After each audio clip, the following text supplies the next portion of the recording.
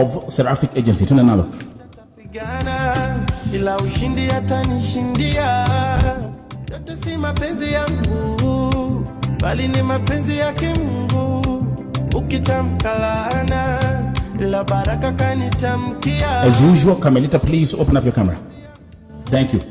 Bali kwa mapenzi yake Mungu, maana uhai wangu mie nimemkabidhi yeye. Ukitaka kunigusa mie, unataka kungusa yeye. Ukinigusa kwa mema takupa. Mazee, kila mtu ambaye yuko hapa mazee, bariki, just bless this lady and just salute this lady because she's a warrior. She's a warrior. Just salute her and please do it right now. Tune nalo. These are the soldiers of modern time. Tune nalo. Tena sipigani mimi. And kama uko hapa jana and if you have not watched the live stream, this is our sister Diana Kemunto. She's a victim of Seraphic Agency. The agent, she told her story here yesterday. And unfortunately, in the process, you also lost your dad. Babako alikufa. And that is the part that I want us to fight for. We are fighting not only for you and your brother, but we're gonna fight for your father, okay? We're gonna put up this fight for your dad, okay? Okay? We're gonna put up this fight for you. This is the no. Yeah, no. Machozi ya babako itamwagika bure.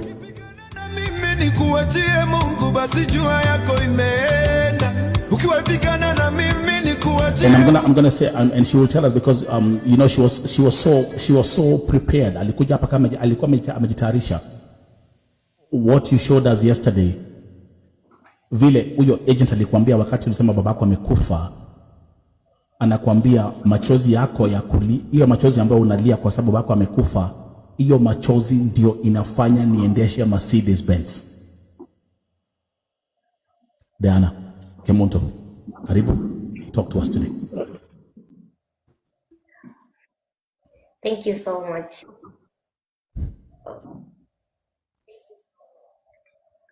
I appreciate you all for everything you've done to me. I'm ready for you to. Yes. Yes.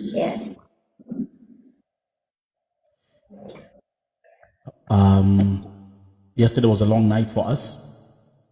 Yes. And today is a long day. Yeah. Can you tell the people what has happened today to you? What updates? What have you received today? Today in the morning at around 9, Seraphic Agency, they already blocked me from before. The lady I used to talk to, she blocked me, and then the owner, I don't know if the owner or the assistant called me in the morning and told me like we have to talk about it. We talk about it. Now what you need is like we have to cooperate and then we can to us and then we can help this. And then I told the lady, okay, I didn't agree to take the call. I just took the call and told the lady, okay, we have to cooperate and ile kenye unataka kufanya mimi nitafanya na wewe. I didn't. And then the lady said, well, you went to hold TV to announce us about it. We already talked about it. I said that I need justice for you. I know you can't give me my money back if I can't sound. Can you check on your echo? There's a very unusual echo coming from your side. Do you have like a Bluetooth device on? Make sure your phone is not blocked at all. Nataka musikize. What I'm trying to do while this is not gonna work. I had tried to. Okay, let me call out her name. The lady who was inboxing me on from Seraphic.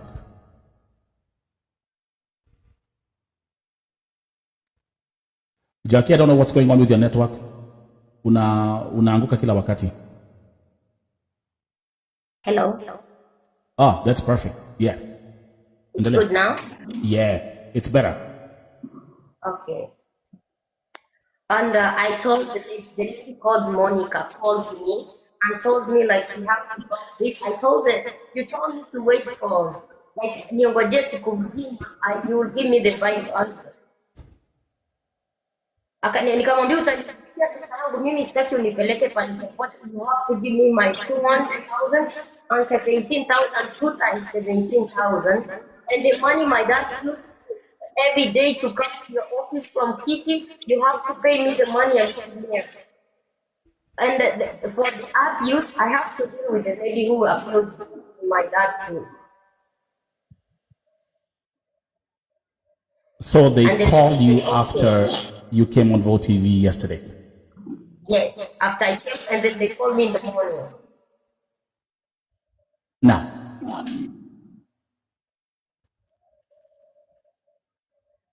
let me. Her echo is still there, no problem, but no, we'll be very patient. Because so there's a lady by the name of Dion, Seraphic Travel Agency on TikTok. Let me tell you what she told me. She said, "Hello, this is Annette from Seraphic Travel Agency. I'd like to answer a question on our client called Diana Kemunto, the lady on your live currently." I mean, let me first of all make a joke about this because watu ni wajinga. They don't know the difference between when I'm live and when I'm live streaming. But let's continue. Based on the comments that I was watching from the live stream, it turns out that Annette is the CEO of the company. So that's what they told me, Diana. Then I told her the following: make sure you appear on my live show today. Vote TV has received all the payment receipts and evidence from the victim. This is pure madness. Appear on Vote TV live and make sure you'll be on camera. And because you're so good in presenting the evidence that is backing up your accusations, can you first of all show the payment receipt that walikupatia wakati ulipolipa? Okay. This is one thing I like about Diana. She's so good in presenting her evidence. She's amazing. Jackie, me sijui what's going on with your phone, tafadhali. Jesus Christ, don't tell me una data. Okay, thank you very much. Mucho gracias. Good job. Good job. Good job. Vote TV family and everyone who's watching, that is Exhibit A. And this is the agreement. Can you tell them what's on? Can you tell them what's on that paper? Wait. Let me tell them. Let me help you. Let me help you with that because I have it here. Okay. Yeah, this is the agreement. That is the agreement. But can you go back one more? Okay. You know, our agent wakisha kulipa, that's what they do. They give you this paper that you signed, the agreement, but there is a receipt. Okay? The official receipt of what you pay. Okay? Are we together? No, by the way, this is why here we talk about Seraphic Agency. And can you give the name of the agent who was taking this payment? Alikuwa anaitwa nani? Sharon Akinyi. Sharon who? Sharon Akinyi. Sharon Akinyi. Yes. Okay. So now let me make something very crystal clear, and this is where I want to talk to Annette. Annette, you also sent me an audio message on my TikTok. Annette, let me tell you something. When you go to a court of law, let me tell you something. The payment receipt is under your company, not under Sharon Akinyi. That means that your company obtained this money. Are we together? Ukipanda hapa mfungue kamera, naona there's a John Blessed and Joy Blessing. Fungueni kamera. Munaelewa? Let me teach these people how law works. If you go to a court of law, okay?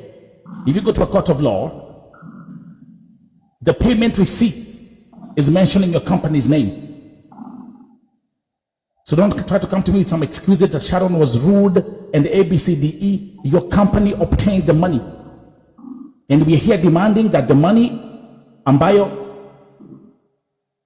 Diana Kemunto alilipa na pia ya bradhake, it's 200,000 shillings plus 34,000 shillings plus I want you to recoup and refund ile pesa babake alikuwa natumia kusafiri kutoka Kisii kuja kwa ofisi zenu.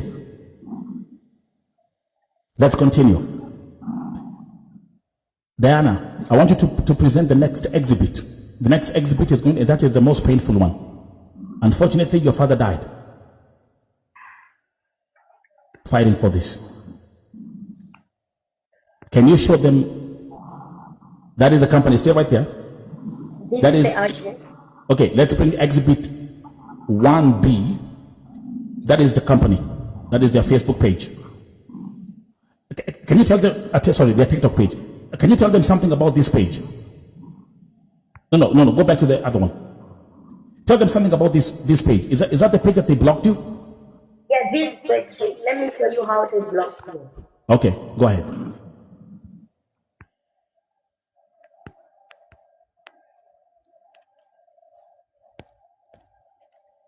This is how they block me.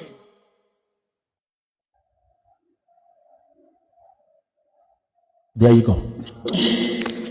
And then after they blocked me, I went to the inbox to see what I asked them. Keep on presenting.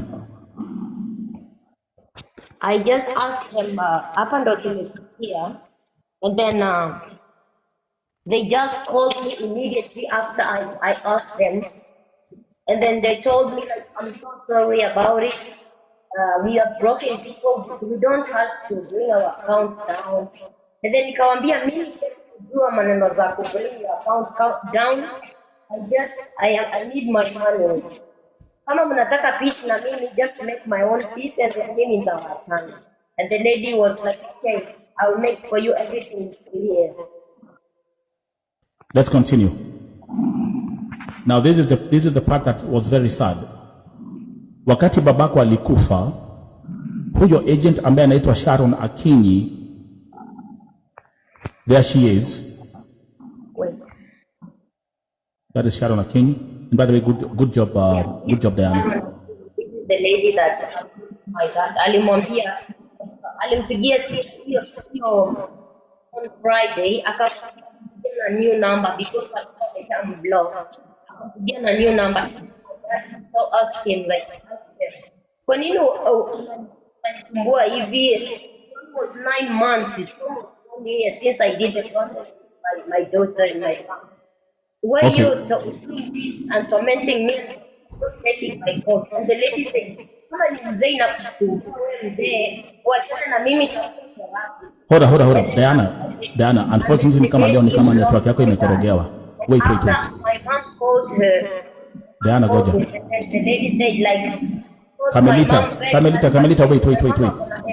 Everything nimemwambia, akamwandikia message na kumtusi, akamwambia mimi sitaki maneno, mimi nimekuwa na MCA, I can deal with you are grandpa.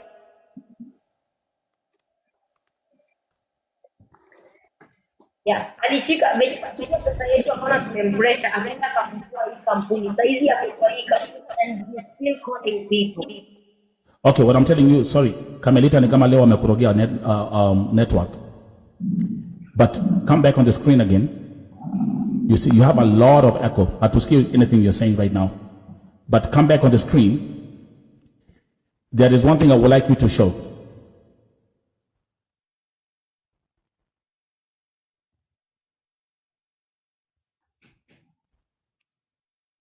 By the way, allow me to say that, of course, just let me come back to the lady who's now the CEO of Seraphic Travel Agency. This lady, Annette, I've been told by my intel that she was formerly working for another company that was shut down after they conned Kenyans millions and millions of shillings. She's a former agency at Vintmark.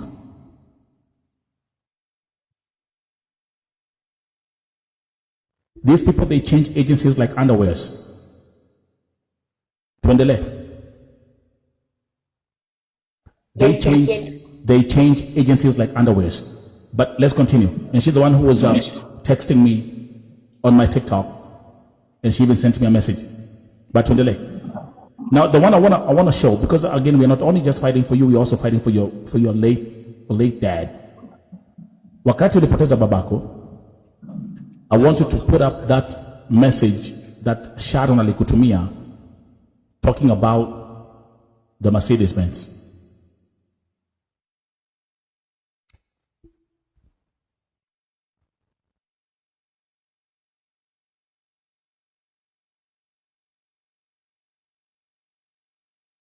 And there you go. Everyone who's watching here, VOTV family, this is the one that actually made me go crazy. Diana says, mimi ama unataka kuniambia? She says, no, even God will bring you to zero. And then she types, driving Mercedes, and puts a laughing emoji. Moment of silence.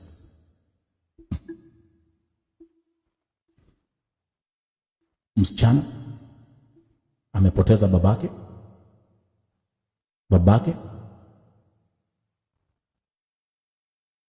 mzazi. Mind you, the father is the one who paid her, was paying all this money. Mind you, not only that, mpaka kuna shamba iliuzwa. And the father's dream was Diana and her brother were in Canada. VOTV family, allow me to give you the news that all of you need to hear. Na pia niliambia huyo mwanamke Annette, simekataa kukuja. Umekataa kukuja, si ndio? Umekataa kukuja, si ndio? That was the funeral, right? That was your dad's funeral. Pole. I'm sorry for this. And as much as I know your network is messed up, but you know what?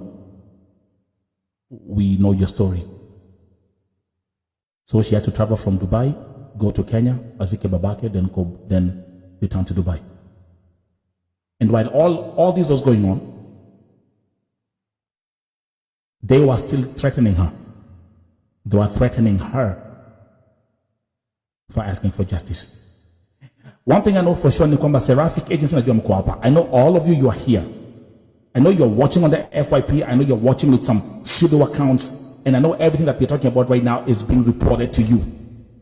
I've given you an opportunity to come and talk and clarify this thing with the victim, mumekata. So with that said and done, the only thing that I'm going to do here on VOTV officially tonight is to say that based on the evidence ambayo tumepokea leo, na jana, na juzi, you are nothing but fraud. Mumeitwa wezi, mumeitwa wakora. And let me tell you something, there are some more victims that are going to come and talk about Seraphic Agency. Everyone who's watching here on VOTV family tonight, let me remind you one thing, ya kwamba Seraphic Agency, Seraphic Travel Agency is not registered with NEA. Andika hapo chini.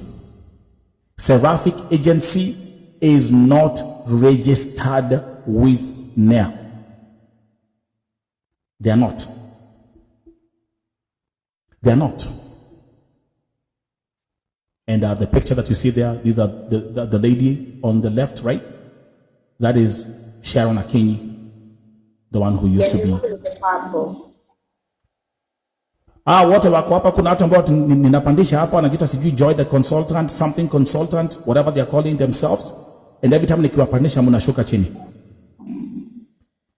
Whenever we shed light on you, you become weak.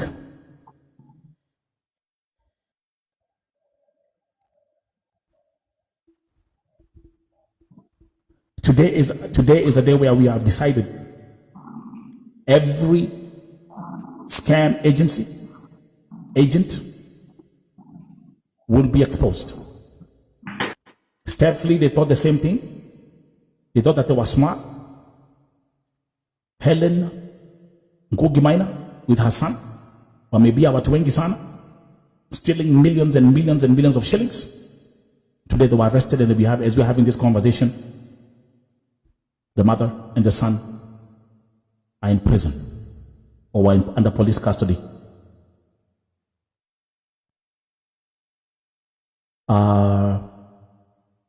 Diana, do me a favor. Can you please rudisha ile picha ya the one with the receipt, because it's a powerful one.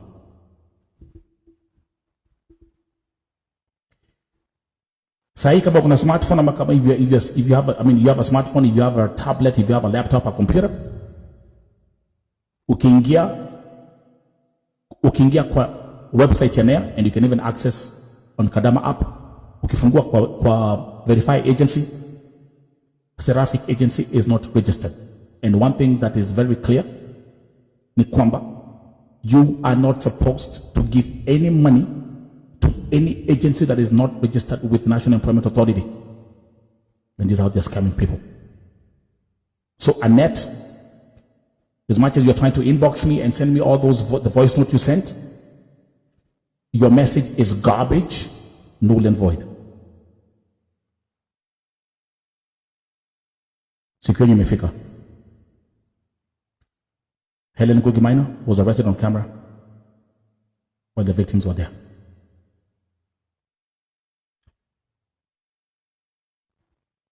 Diana.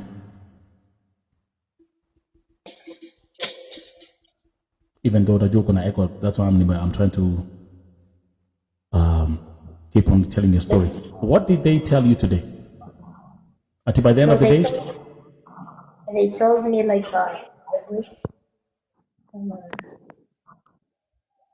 huyu ndiye ako na echo. Okay, endelea. They told me I have to wait until at night they will give me the final answer. But they didn't give the answer. I tried to text them and everything, but hakuna mwenye ali-respond side hiyo. And they tried to call me, but I didn't. Okay. Let me ask you one more time again. You are promised to be taken to Canada, you and your brother. Yes. Did you go to Canada? Where is your brother? Brother is in Kenya. Thank you very much. Okay, now kuna watu wamepanda hapa wawili. This is VOTV, we don't do things in darkness. Nyinyi mmepanda hapa nyinyi ni nani?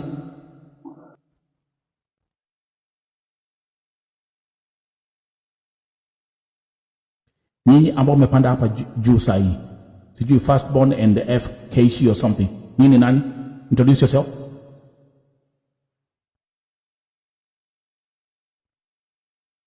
Oh, mnakuja kutonikia matako hapa.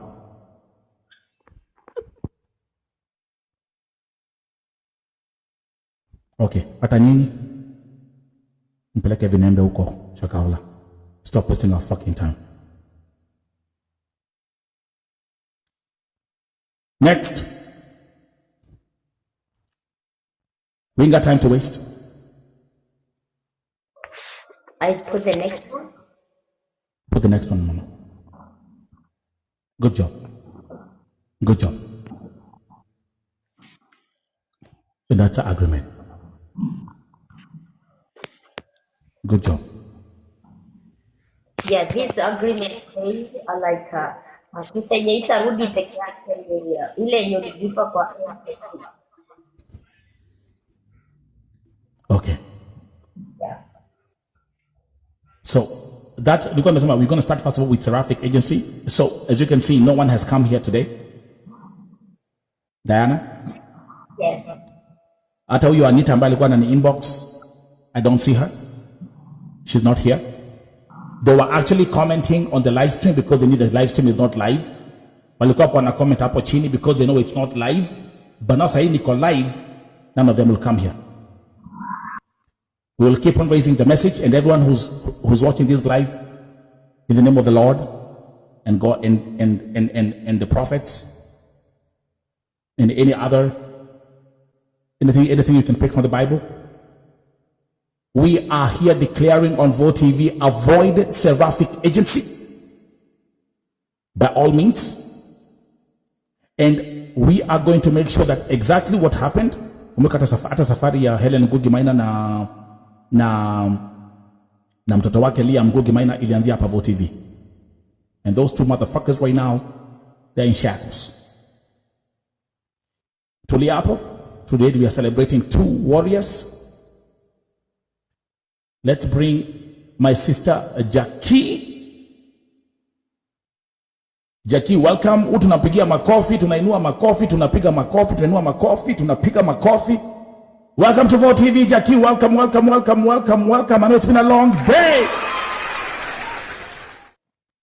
Welcome to Vote TV, Jackie. I know it has not been easy, but welcome. When one person stands up and remains on course, and I told you 3 words when you were here. I told you, fight, fight, Yeah. fight. Thank you for being there. Thank you for the support. I really do appreciate it. No, I salute you. Mlinipea nguvu. At one point I was wondering if it's gonna pull through, but right now I can See see God. it's far much better. Right. And I salute myself too, because it took a lot. It took a lot to just pull what we pulled through. And thanks for Yes. everyone who came. Yes. And You have an amazing team. More so to Yes. Syria, I salute him for giving us that platform. Absolutely. Absolutely. Listen, I kind of like, I'm angry, like, because I felt asleep. It's, to call the American time. But wakati niliamuka nakwambia Jackie, nilikuwa nimetagiwa kila mahali, watu walikuwa wamenitag kila mahali. But I will catch up with the highlights of what happened with at Joyfrey Mosiria's place. Now, I want to ask you one question before ata tuanze. Yes. To me, it came as a surprise. That's what I like about you. What motivated you to reach out to Joyfrey Mosiria? How did that come about? Well, I've been trying to find a way to bring the attention, because I felt the case is not being taken seriously as it should be. You're right. So at one point, I went to KICC and I talked to those officers. The answers they gave, I think I told you I went to KICC, but I did not tell you the details. Right. So when I went to KICC, the explanations they give did not make sense, and I felt that the case has not taken any step ahead. Right. So at that point, I kind of felt pissed. So immediately the first thing that came to my mind was to look for Mosiria. Right. Wow. So I went to his office. I started looking for him last week, actually. Wow. Although even before I'd looked for him, he had tried giving me a chance, but we never got the chance. Yes. So last week I looked for him. 2 days I went to his office. I did not get the chance. I lost the chances, and I did not give up. And this week on Monday we had the Mafuta Day, and Tuesday. Right. I did not manage to go to Mosiria's office. You came on Monday night, by the way. So you came on Monday night to Vote TV. Then on Tuesday was Mafuta Day. And now, okay, continue. Then on Wednesday, I wake up and I feel I need to push again. That day, I almost told you I don't have transport that day. I remember.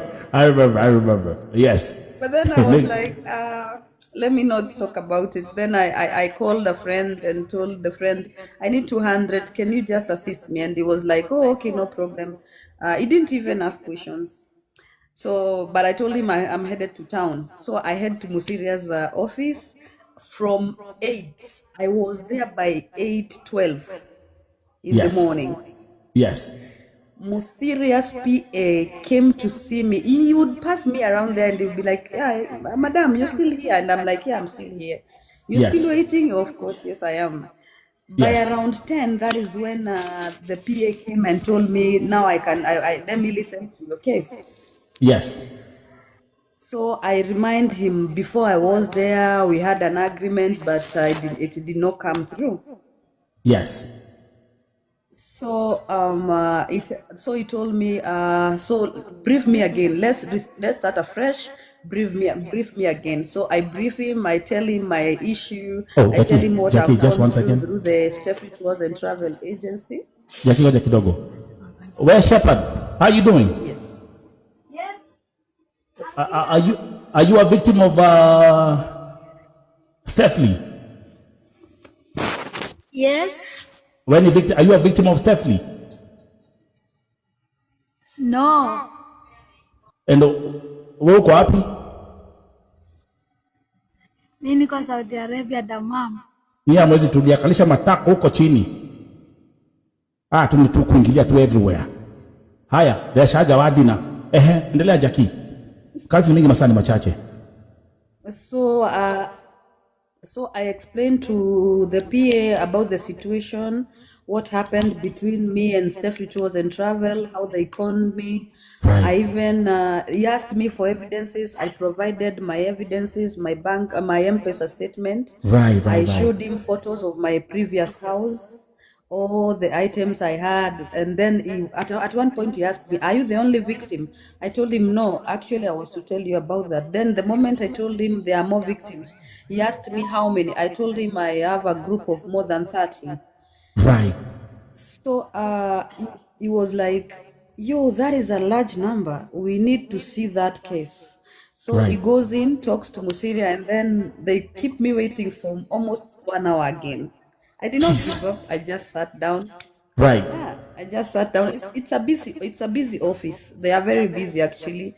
Yes. So when I went in, Musiria told me to be brief. He had already been briefed by his PA, and again we had another conversation before. Yes. So he tells me, send me the videos or any evidences that you have, and then be brief. So I take him through the story again, and he tells me, "Oh, okay. Can you bring all your victims together?" Right. Then I told him, "Yes, I can." Wow. So he told me, "I'm giving you tomorrow." Now it's on Wednesday. Then he tells me, "I'm only giving you tomorrow, Thursday, and Friday. I want to see all your victims." Right. So I had one day. This one day, most of the victims, some are in Mombasa, some are in Malindi, some are working, Yes. some are some distances, and then it's a weekend also, different plans. And others have Everyone given is up going too. through something. Others have given up too. Yeah. Right. Yes, some have given up too, some were not feeling well. So I talk to the people, we agree on the group, we are meeting, I go live on TikTok, I talk to them, we agree. But I did not tell them what it was exactly. But some suspected, but I had not told them exactly what it was and the platform, the venue where it would be.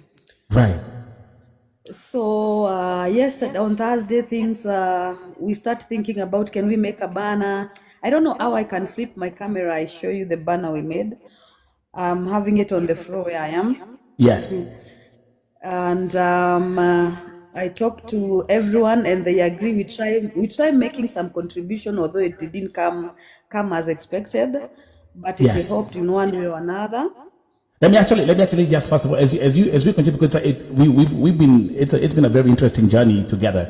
But let me tell you something. I had sent you these, like there was a banner that I had made with these two clowns on it. Okay, and let me show the audience the banner that I had made for you first. I think it was good. No, it was not that. No. I got so much stuff here. But Tundele. But I think I can. This was you today at Musilia's office, correct? Yes. And that was the banner right here. Okay? Yeah, I have it on the floor actually. Okay, good. And then I don't know if... But let me see if I can get it quickly too. The one that I had made for you, actually kuna document mingi huku jameni, Jesus Christ, son of a carpenter. This is the one that I had made for you too. This one right is here. the one you had made.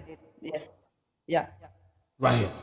Now, And things you, changed to and let me see. It's okay. And now let me see yours. It's fine. Go ahead. Let's just stick with yours. That's the one that you took, which I also like. It's amazing.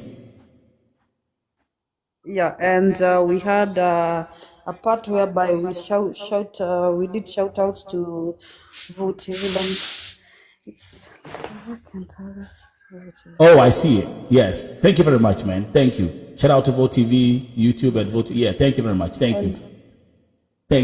And some other guy was been also doing some interview for us, Mutugi Wadayo. Mutugi, yes, Mutugi Wadayo. Thank you. Yes. Amazing. Fucking amazing. I love it. The reason as to why we came up with this one was we felt it was a little bit it was visible And Yeah, we yes. needed a message directed. We needed a certain message delivered. It's fine. I love it. I love it. Jackie, that's your part to Sishino can explain. I love it. I was just trying to see what I can do to help you guys. But I love it. Yeah. Yes. So that is what we came up with. And let me flip my camera back now. Okay. So where was I? Okay. So let's go back to Musira's office. So here you are now. So you go on live and you're trying to tell people about what's going on. I tried to tell people about Friday's updates that we have a big day. We had a lot planned actually. Yes. There was 2 TV stations that had agreed to come to the ground. Oh, nice. Yes. Okay. But now it was under a certain condition. If only we could be at Uhuru Park. Or maybe Okay. Jivanji Gardens. Jivanji Gardens. Okay. Gotcha. Now, when we went today, when we went to Musiria's office, before we went, we were a few people. Actually, there was a point I had almost panicked, thinking that people would not turn up, because by around 10 we were only 3. Oof. So I was tense. I was making calls. I was calling everyone. I was panicking, and I was with a lady called Purity. Purity, shout outs, Purity Chepkemoi. She was there with me. She came so early. Wow. So she kept telling me, don't panic, everyone will come. So Musiria calls by around 10:30. He calls the first call, and I pick. And at first I lied. I told him we are around 10, but we were only 3. Sheesh. So that at that point I am shaking, and I've given Musiria up to 11. That means by 11 we should be at the venue, that is Uhuru Park. Right. Because the expectation of the turn up was 25 and above.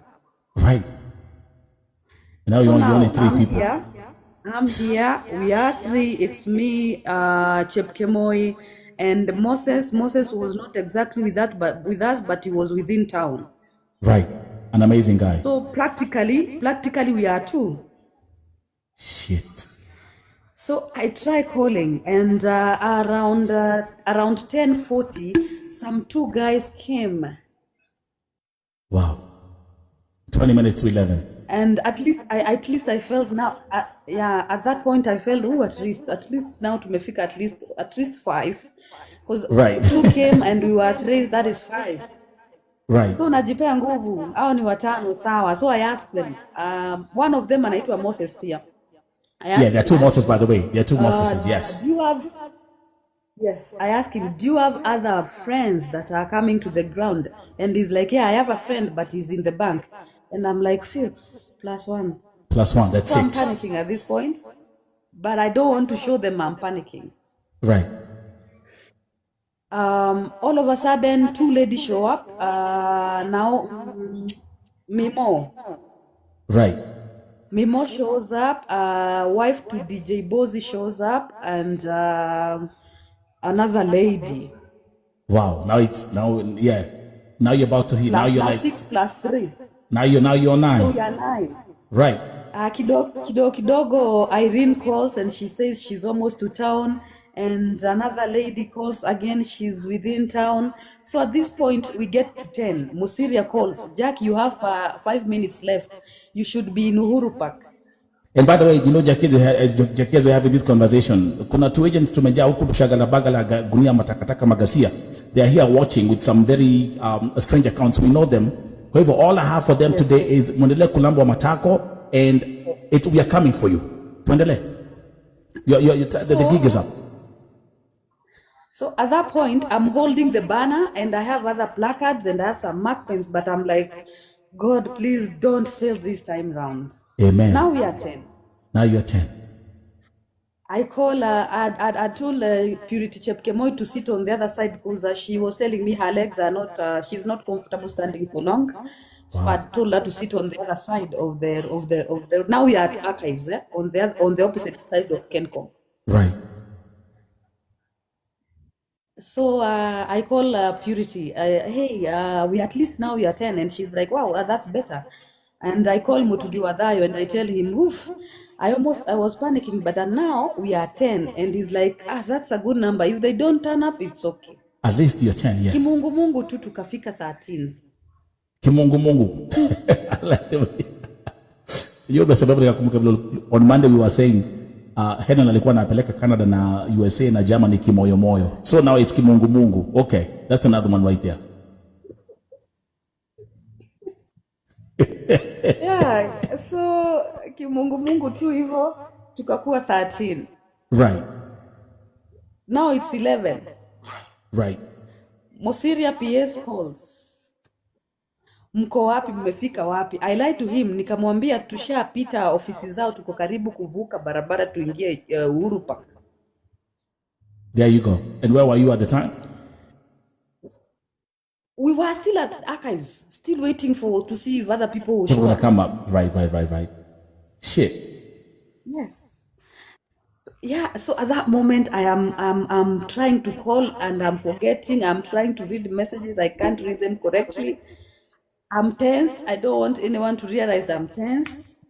Oh, but Because I didn't want Jackie. it to fail. Jackie, but then I'll make sure kuna maji. Bushikilia. Betty, hi. Hi too. Okay, are you a victim of Stephlee? No, Eileen. Irene Jerry Kife.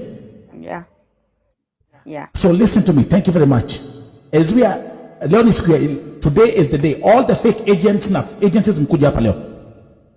As we are having this conversation, we have another case that has been reported on Vote TV today.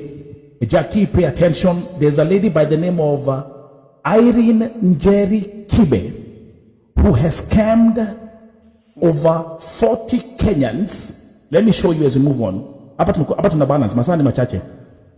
Over 40 Kenyans aliwapromise ya kwamba anawapeleka kazi. Sema, Betty mwambie, nchi gani?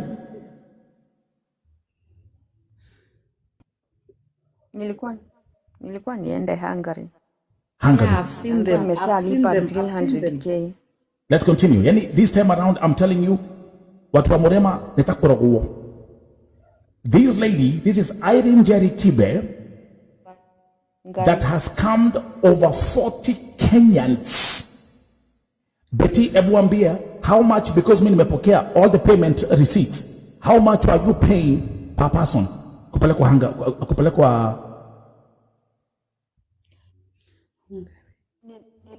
Nilikuwa nilipe 350, nikalipa 300.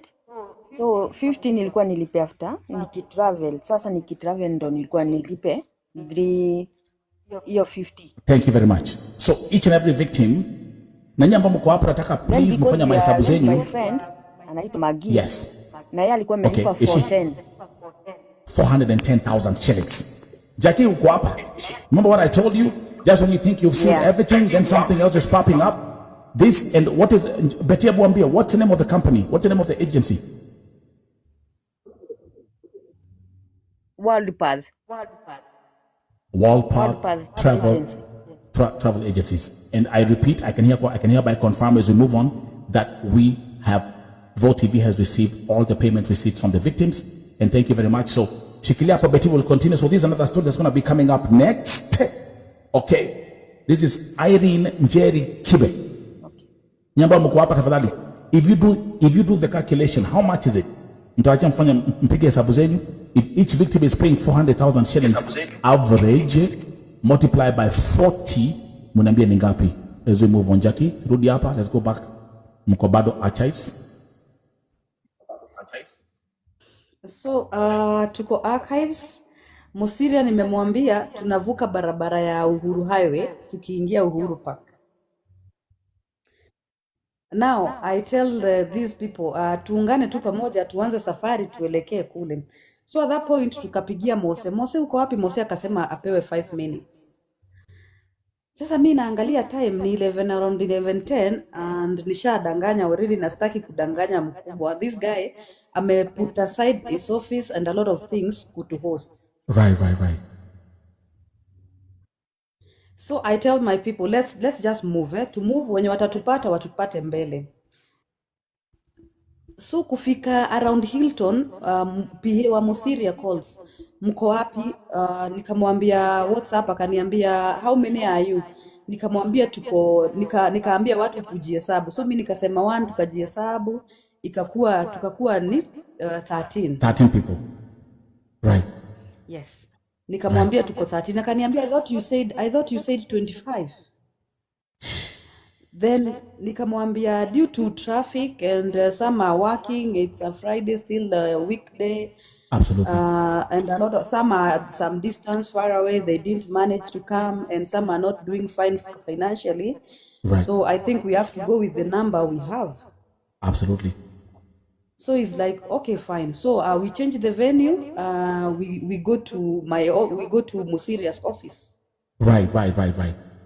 So at this point, remember, I lied. I told him to go to Uruhighway. So now where do you have to go? Now we have to go to Annex, City Hall Annex. That's where his office is. Mahali tuko and City Hall is just 2 steps. So I tell my people. What do you tell your people that you have to tulie like 10 minutes, let's buy time? Now I tell my people, no, wait, we need to stop. Right. At when the venue changes, we are no longer going to Uhuru Park. Right. We are going to right here, Annex. Right. And then they'd be like, what do you mean? And I'm like, the number changes because he expected, I did not lie to them. I told him he expected 20 plus, but right. Now we are 13.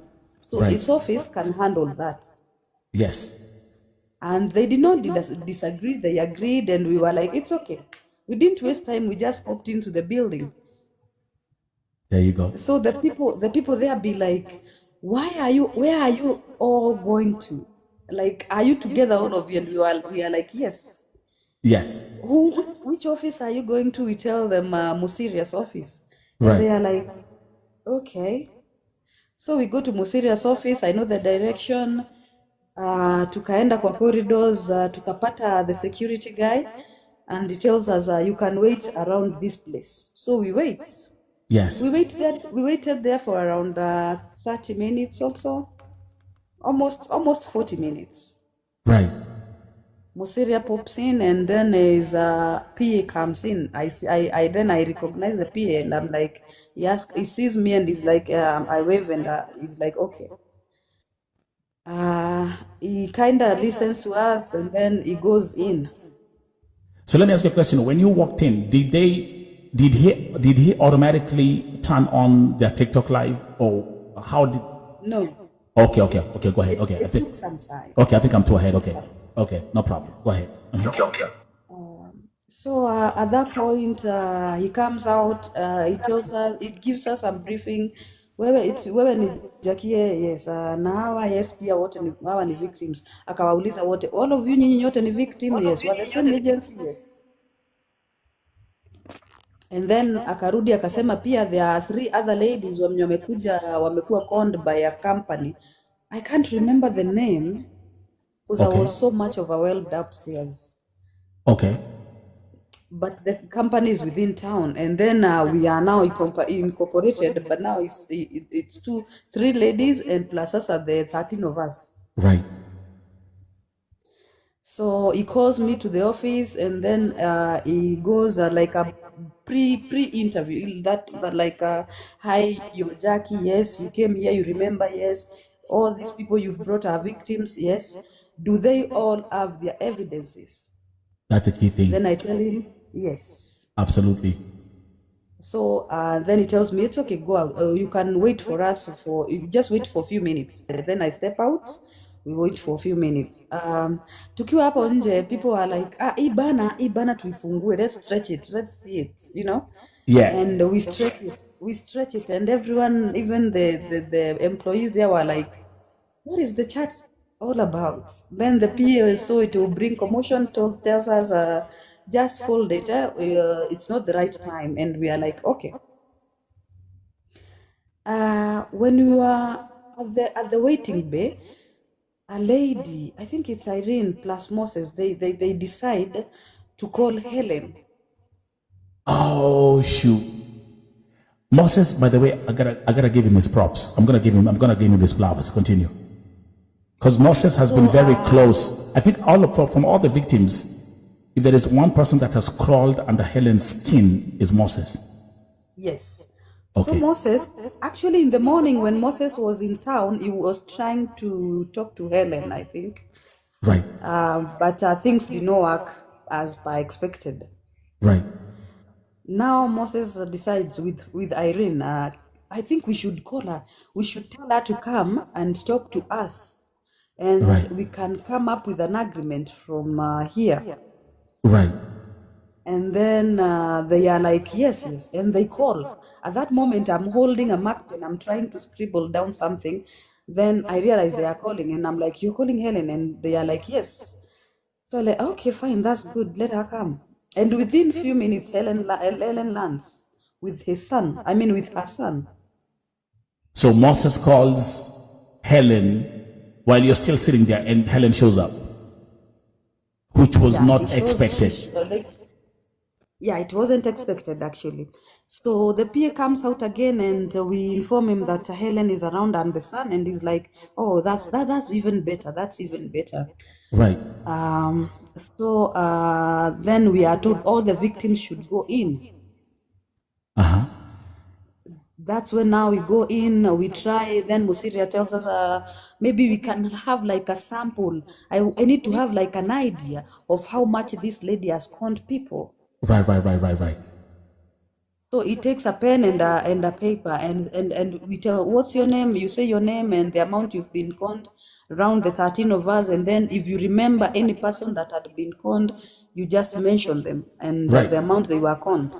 So basically, the same thing I did here on day one. The same thing I did here on day one. I was writing all the names, the country, and everything. Go ahead. Okay. Fucking amazing. So he writes down, and when he made the total amount, it was around 4 point something. Mine was 4.49. Yeah, his was around 4 point something. I So can't it's the same number. Point what? So if it's for whatever, still the same range. Yeah. So Musiria talks to us. He tries listening to our stories and how we ended up being conned. Where were we traveling to? Which year did this all start? And it's like now like a normal interview, but right. Yeah. Right. So at one point, then he says, "Okay, now you said the lady ako kwa ground," and the PA says, "Yes, bring her in." Then Helen comes with the son. Oh gosh. Yes. So the son is brought in, Helen is brought in. They are given seats, and now we start the discussion. So the victim, if it's me, I talk about my story, how I got conned and how much, but most of the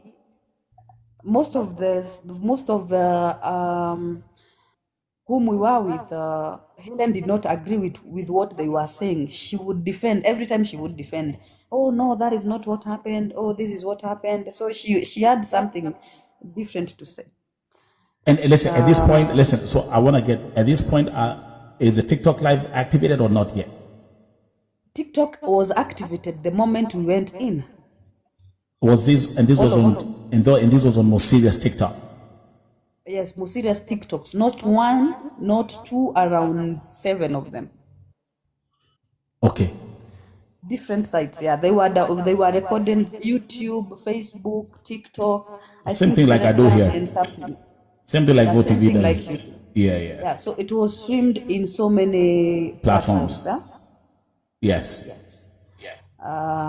It is streamed from the beginning, the point where we went in, all of us, and we asked our names, and we tried talking about our situations and Grace, telling him more about other victims. Right. So Ellen comes in, it is still live, and a very heated conversation came in. There is this guy, Moses, was quite if he had alikuwa amejaa ngori I would say that. Oh, fair enough. Like it's supposed to be. And there was at that point the Liam, the son, is trying to defend themselves. The mother is Helen is trying to defend herself. So it's heated. It's give me words, I give you words. Right. Then there was this lady. She was conned 500K and she was in Turkey. She moved for nothing from Turkey to come to Kenya. Helen had promised her a job in is it in I don't know, in Canada or in US, something close to that. Oh, was it Moses Kamau is here? It's there. By the way, hold up. Serious. It was Moses Kamau, right? It's Moses Kamau. Kamau. Doka. Yes, Moses Kamau, yes, please. Come here, bro. He's here. Jamii naambia ati Moses alikuwa kumwekelea mbari, mimi sijui mbari ni ujezi hizi mashengi za watu wa majenzia tuelewangi. But we'll continue. Alikuwa amejam, ndio maana nimesema alikuwa amejam. Ataongea. He was here on Monday. I'm glad. So you need this. Welcome Moses Kamau no nyoto mai horera hau. We'll continue. So you say now we are at the point where a lady had been conned 500,000. Yes, 500,000. That lady was working in Turkey already. Yes. Helen told her to come to Kenya so that she can finalize on a process to travel to a different country in the Europe. Right. So the lady left a job. She already had a job in Turkey, but came for a ghost job with Helen. Jesus Christ. Yes, that is last year. She was also pissed. Alikuwa pia I would feel her deep. I would be like, hata mimi nilikuwa na feel cause tell me why nitatoka job then nikuje for a ghost job, hakuna kazi. Na unajua vizuri unanidanganya. And then at that point Helen akaruka hiyo story akasema hapana, haikukuwa hivyo, mimi sikukwambia ukuje, you came on your own, ilikuwa unakuja mapanga. Oh my God. So we are like, listen, when I was analyzing, when we were having the first interview, when you came here on Monday, do you remember me telling you she's a narcissist and she's a psychopath? yes. Do you remember me comparing her to a serial killer? Yes, I remember. Yes. Thank you very much. So at that point she's so defensive, and then Musiria is pissed. Musiria is uncomfortable. He says that this is my office. I am the one who called you here. I gave you the platform. You listen to me now. Right. So at that point, Musiria decides to listen to each and every individual case and how they were conned, how they started it, the amount they paid, and where they were going to. So every story is aired on live. At that point, Helen is trying to defend herself. Ikafika point, Musiria akasema, this is beyond me. I need to call the government members, the police or something. They need to pick her. Wow. So he made that decision on the spot. Like I need to call the Yes, he listened to so many cases, and then he realized that some cases were reported at KICC police post like 1 week ago. Right. Like you did it. Thank you. Yeah. So at that point, I remembered I was at KICC a few days, and they told me they have not filed the case. Now, this one is hitting me back in my mind. Right. Then I remember myself, my file is already filed in Kasarani. And you had the OP. Filed miscellaneous. We had already filed miscellaneous, and all the documents were available. Right. So she was, so at this point, if we go to KICC, they will still let her go. Yes. She already had a bond. Yes, she paid 300,000 shillings. So at that moment, even without asking questions, I called my IO. The investigation Hey, officer. yeah, investigating officer. Hi, how are you? And he tells me, yeah, I'm good. Nikamwambia, are you on ground? He's like, yeah, I'm in office. How long can it take you to come to Nairobi Annex? Then he tells me, how urgent is it? Then I tell her, now we are at Musiria's office and Helen is here in the sun. And at this point, tutakuwa directed to KICC again. So he tells me I can manage. Then he says, give me 30 minutes and then I'll be there. Thanks God. So the moment he's telling me I'll be there, he's talking to me and he's talking to one of his friends. We need your car, you need to drive us to KICC, we need to go pick someone. Right.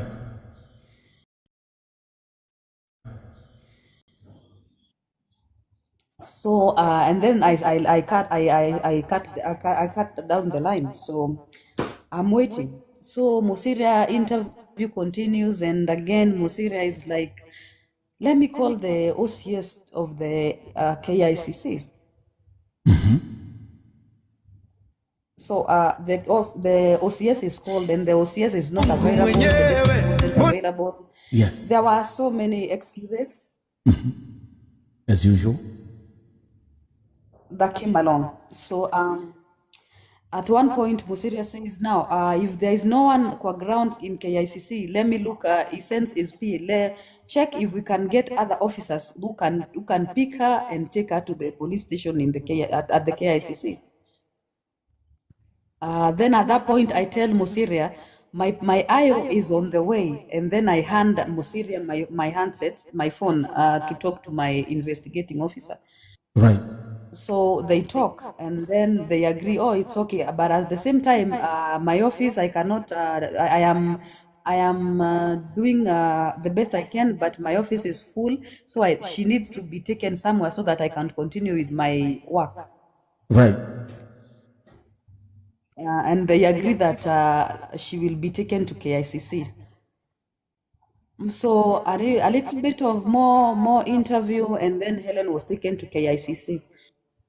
After she was taken, after like 5 minutes, my IO calls. We are at KICC. Where are you? I tell him we are at Musiria's office. We are still finalizing on the interview. And he's like, it's okay. You will find me at the KICC. Yeah. So Musiria talks to us, he finalizes on a few things, he advises us, if you're out there, you're conned by Stephlee Tours and Travel, you should come up, go to KICC or Central Police Station, go file your case, and we wait for the case to be taken care of. And he requests the DCI and other big organizations that handle such cases to take the right direction for the case. To him, he said that by the case should be forwarded to court by Monday. That is, if Helen doesn't give back each and every one person's money. As we're having this conversation, where is Helen and her son? Well, right now they are at Kasarani. Under police custody. So Kasarani, we had filed the case for around 4 people. That is me, Moses, Jen, and another person. I've not yet known who the other person is. But now those were old cases. Right. And now you got some new cases now. So now what happened is the OCS and the deputy assistant at Kasarani, they direct that they later on explained to us that they wouldn't be able to give more than 2 IOs to handle the same case with other police stations.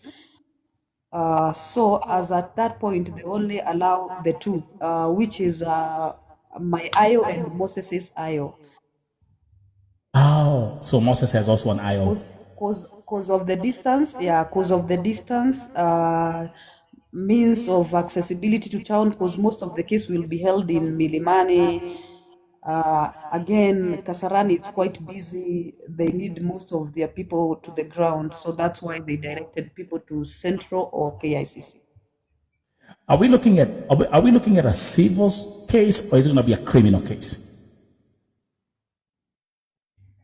a criminal case. Thank you. It entails everything. Let's Yes, say it there's entails everything. fraud, there's crime. It's everything. Name Money, obtaining money by false pretense. taxation, fraud, Carmelita, who is your false sister? pretense. There are people. Yeah. I mean, listen, I had already broken down the case myself. Literally, I'm a lawyer in my own league. I know how these things work. I know how this legal system works. So I'm very happy, first of all, to hear that again. She's under police custody, and she has until Monday to refund the money to everyone, but of which we know she will not do. Let me ask you a question. Did you see any remorse, like in Helen? Like apologetic? No. And that's exactly what I'm telling you, my sister. And every victim that I spoke to, I told you, I did not see. she is a narcissist. She is a psychopath. Wacha nakwambia mtu ambaye anakuangalia hivi nakwambia, nitakupeleka US imeenda, twende Canada, twende Netherlands, twende New Zealand, and she does this with 1, 2, 3, 4, 5, and she keeps on doing the same thing. You wanna feelings. Now you're saying, and again, I'm going to give a shout out to Joyfree. Thank you. Good job. Fucking amazing job you did there. Fucking amazing. I love it. And also, Jackie, I got to give you your flowers again because, for example, having an investigating officer that was working on your case before, that also helped you today.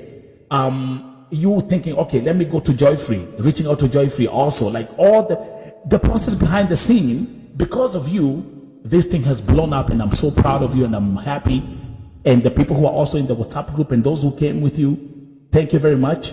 But let's do this. As you understand, on this live right now, here on Vote TV family, I have Betty Kare, who is a victim of Irene Njeri Kibe, huyu amescam watu over 16 million akiwa promise kazi za kwenda Hungary.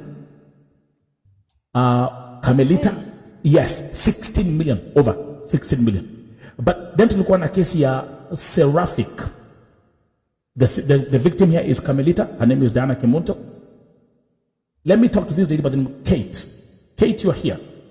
Are you a victim or who are you?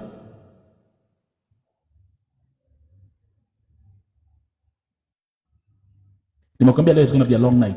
We're gonna Leo, everything that I need to be discussed is going to be discussed today. Kate, who are you? I'm a victim. I'm a victim. You are a victim of which agency? Seraphic. Seraphic agency? Yes. Jesus Christ, son of a carpenter. Here we go. Leo nakwambia leo ni ile siku. Leo mambo ni mwedhe. Kate, stay right there. But as we move on, watch nifanye hivi. I want to take this thing with order. But let's do a quick introduction. Kate, ulikuwa pelekwa wapi? Canada. Ulikuwa pelekwa Canada. Na ulilipa Seraphic pesa ngapi? 100. Na ulikuwa, so that is what they take as a down payment. Yes. Hiyo pesa ulipatia nani? Nilipa, kuna demo mwenye alikuwa anafanya huko, alikuwa anaitwa Ivy. Irene. Ivy. Yes, akavutwa, wakaleta mwingine, akavutwa, tena pameletwa mwingine sasa hivi. Na hii pesa yako ulikuwa umelipa which month? I think mwezi wa 4. This year. Last year. Ngoja, this year ama last year? Last year. So ulikuwa pelekwa Canada, ulikuwa umepromisiwa heaven and earth, so just like sister Diana. Okay. So mute Kate. Nitapeleka na Rieng. Everyone who's watching here today, I'm telling you today, leo ndio ile siku. Na as usual, najua my agents wamejaa hapa na hizi account zao pseudo, lakini when they keep on watching, it's going to be a long night. Betty Kare, kuja hapa my sister. You are a victim ambaye amepoteza over 300,000 shillings na ulikuwa upelekwe Hungary. Let's unmute and tell us your story, mama. Welcome. Okay, mi nilikuwa nimetoka Saudi on 2024 September.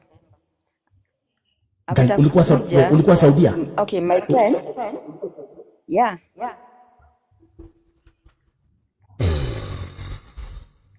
Viena bere. Okay, tulikuwa na friend yangu atako hapa. I think juu ameniambia ameniona Magi, hebu tuma request hata wewe uingie. Okay, yeye alikuwa amekuja mbele yangu aka-apply. So mimi after kukuja ndo nili-apply nyumaye. Nilianzia 2024 mwezi wa 11, I think date 6. Ndio nilifanya application ya kwanza, saa nikaekelea 100. Yes. Kurudi after kufanyiwa process nikaambiwa wametuma document, kuna document inastahili kusign, then nifanye payment ya ili nipate permit work. So nikaambiwa ninalipa 200k, but nilikuwa nimelipishwa 350. Nikaambiwa 50 nitatoa after visa ikitoka. Mimi kulipa okay, hizi 200 nikalipa 175, then kuna 25 zenye zilikuwa za cash, zenye even na message, kuna message nilikuwa nashinda nikimuuliza kwa WhatsApp, iko wapi receipt ya zenye nilikupatia za cash? Hakuwa inipatia. Lakini za message zenye nilitransfer kutoka M-Pesa to kwa bank zote niko nazo. Right. So after okay, niko hadi na record zenye nilikuwa nimerecord juu nilikuwa namuuliza juu simu zangu kwanza mostly mkwangu hakuwa anachukua juu mimi nilikuwa sana zile nashikwa na hasira na muongelesha juu ile okay, mtu amekuweka na anakuahidi hivi. After Hungary kufungwa, atuambii kumefungwa, process imekatika. Tukakaa, kuna wenye walikuwa wanafanya wakiwa na huyu bwana wake, hata huyu bwana wake alikuwa kwa hiyo ofisi. Sasa time yenye tulienda tukiuliza hii process inaenda aje, kunaenda imefikia wapi, tunataka tupatiwe tracking, sisi tuwe tunajiangalilia venye kunaenda. Sasa hakuna kwenye kitu yenye tunaambiwa, wanatuambia wao ndio wanaangalia through system. Right. After kukaa kuenda kwa ofisi hakuna kitu yenye tulipata. Kitu yenye tunaambiwa ni gojea. After huko kufungwa, jamaa mmoja mwenye alikuwa kwa hiyo ofisi alikuwa anaitwa Timothy hata ndio huwa saa zingine namuulizia venye kunaenda juu hata yeye aliachaga hiyo job, aliacha huko. Sasa akaniambia hakuna, lakini mlikuwa mpatiwe chance ya kutafuta either kama ni Serbia ama mnataka kwenda wapi. Aileen mwenyewe kumuuliza akasema hata nishamuanzishia ya process ya kwenda Serbia. Tukamuuliza how, na tuko tumekuambia kwenye tutarudi tuende. What about tungetaka kurudishiwa pesa zetu? Akasema hapana, na juu mwenye alikuwa amenipea hii contract ni mwenye tu bado ako na ile ya Serbia. Sasa usisikie ukiwa na shida, yeye ndiye ataprocess mambo yo. Tukamuuliza what about agreement, tutafanya aje? Zenye akatuambia zenye zilikuwa zinatumika huko ni the same ndizo zitatumika. So hakuna venye tutakuja ati kuna document tunahitajikana kutolewa, sijui tusaini nini, vitu ziko pamoja, ni mtu mmoja.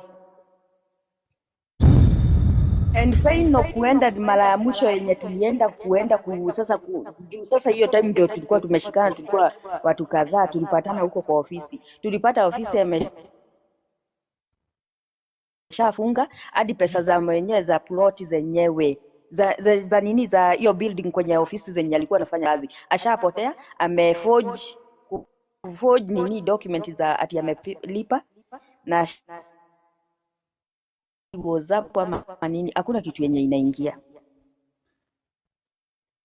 After mimi nilienda hapo Central police station. Sasa huko ukienda ni pesa unaitishwa. Even there is one of my friend hapa juu aliniona TikTok mahali nilikuwa nimepost picha ya Aileen bado hii, nikamsema huyu ni mkola na alisha tuibia, na juu tuko watu wengi juu kwa hiyo group I think tuko around 40 hapo hivyo. Akaniambia yeye alikuliwa hapo pesa Central alikuliwa 20k, lakini hajai faulu au kitu yenye waifanyiwa, unaona. So mimi hadi huyo, kuna askari mwenye alikuwa ananipigia wa huko Central, Beatrice ulisema aje mambo na, nikamwambia mimi sina pesa, mnajua mshike akiwa hapo, afadhali mniitisha pesa atalipa. Sasa mimi mnaniitisha ni za nini? Sasa kutoka hapo, lakini akituesio bado ako Nairobi, but mimi wote akaenda Thika na Nyuki.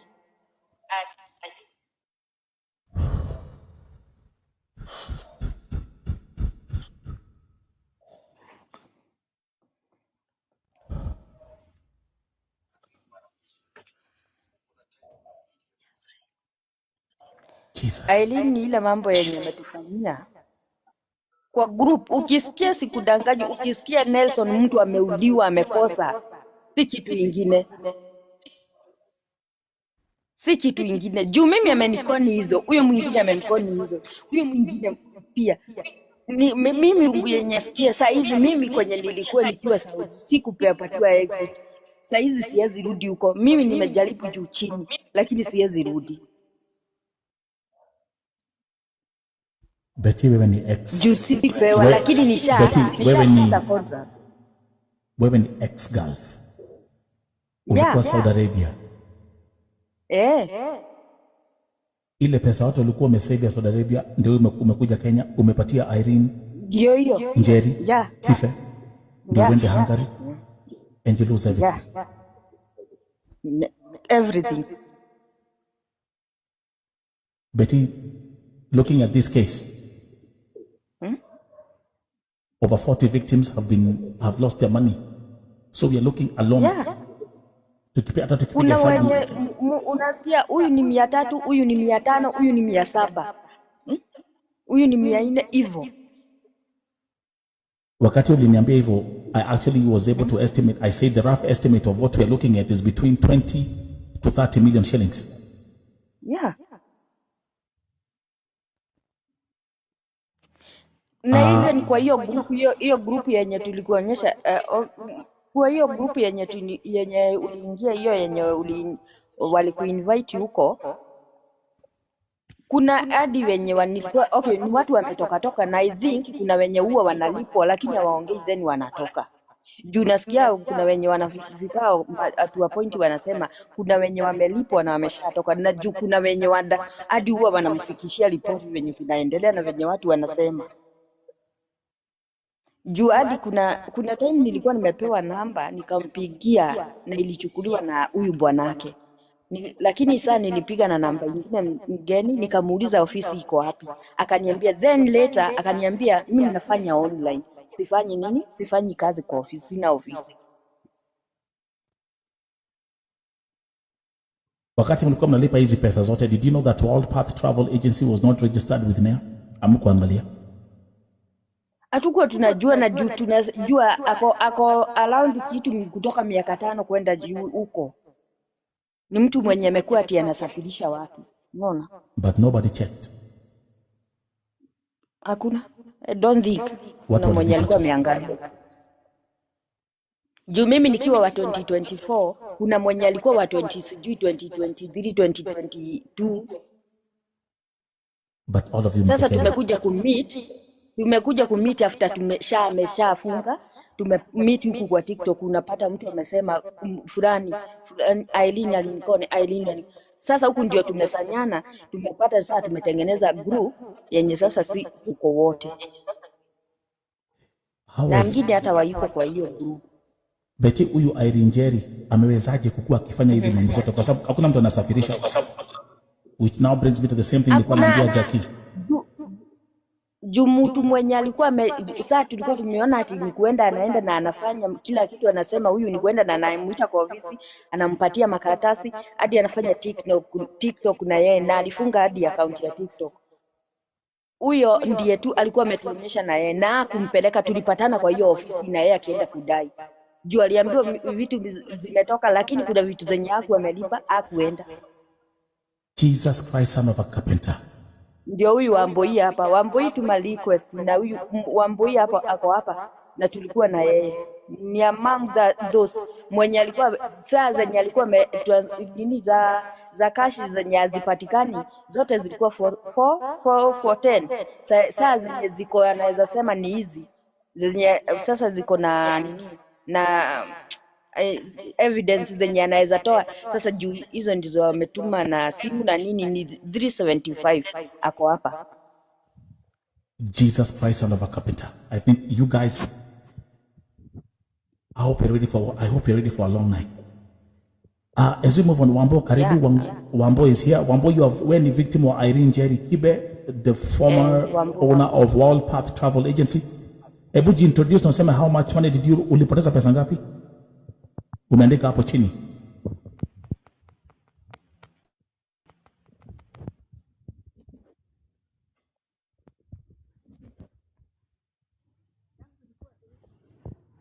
Please.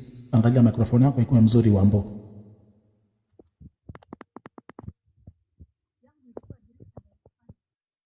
Woi wabu hivi tutara microphone yako. Viene kio tutara kwa iwa wega. 375 nimesikia. So as we move on 375. Now, it looks like we are having a congregation of victims today. As Wambo is checking on the microphone, Dodi, welcome to Vote TV. Where ni victim wa nani? Wa Diana Komboka. Gamerita. So in other words, when is sister ya Diana? Yeah. Ambaye amepoteza pesa kwa sababu ya through Seraphic agency. Yes. Oh yeah. Tumesikiza. Ambia rafiki, ambia mtu mmoja aongee tafadhali. Sitaki watu 10 waanze kuwhisper huko nyuma. Let one person speak. Huyo ni mom. Mom. Ongea naye. Hey. Okay. And now what we're going to do, now this becomes emotional. I think this is where we get emotional. Let me do this. Huyu ni mamake Diana Kemunto, who has lost 234,000 shillings through Seraphic agency. Gaimo than ito wekati, goja kidogo. I have to expand this thing. Mom goja Karibu. Asante. Karibu na pole. Wacha nilete mtoto wako kwanza pia.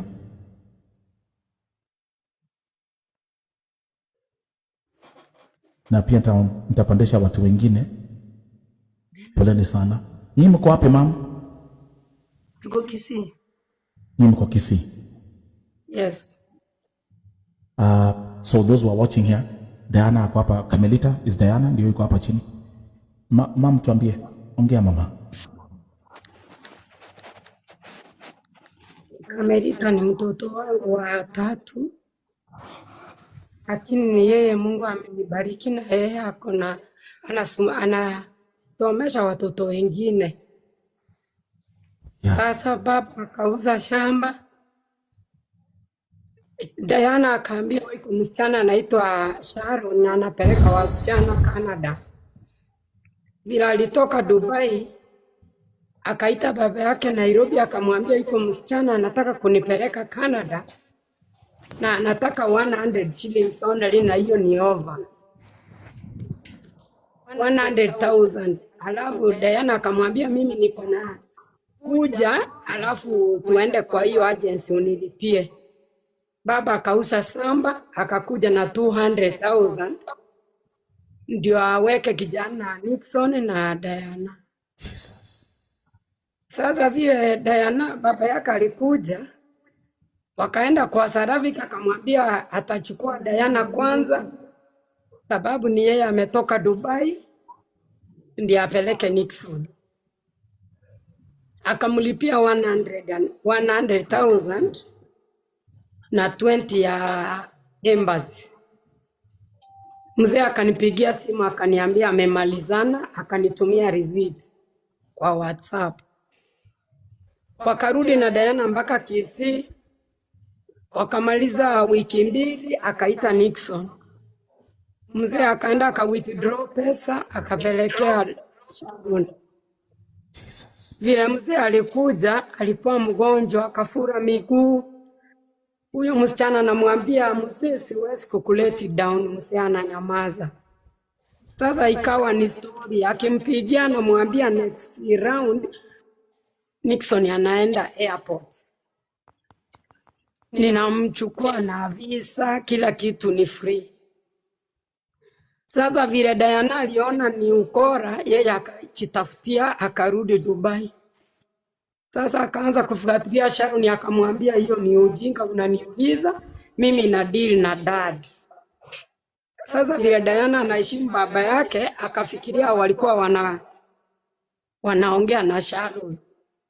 Kumbe baba akikuja Nairobi, Sharon anajificha, anamwambia amepeleka watu airport.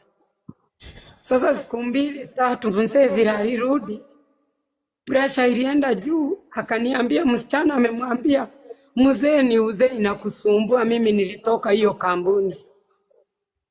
Mzee akamaliza siku 3 akaaga.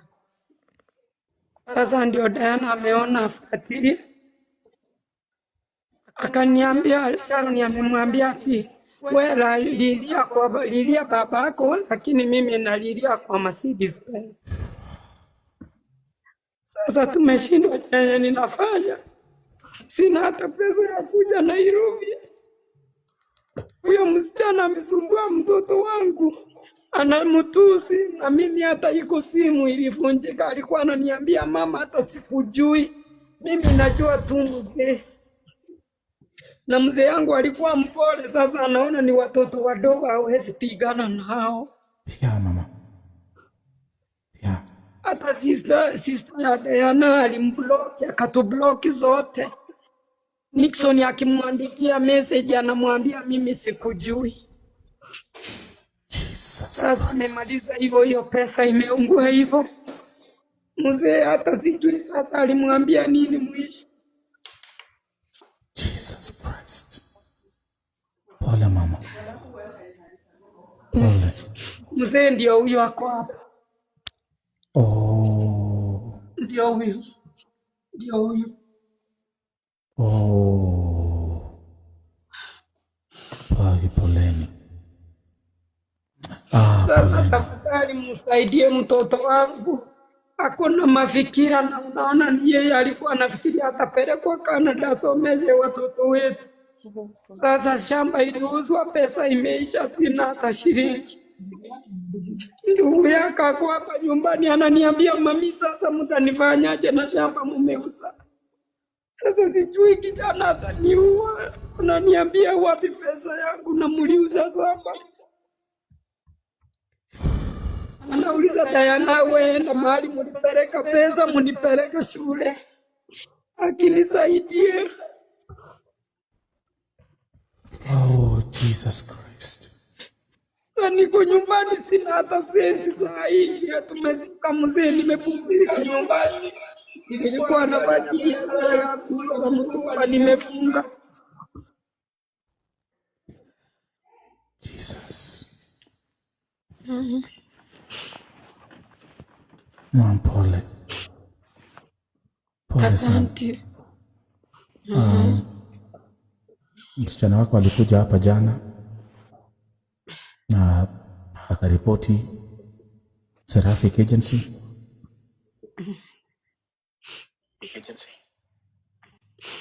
Pole kwa kupoteza mzee.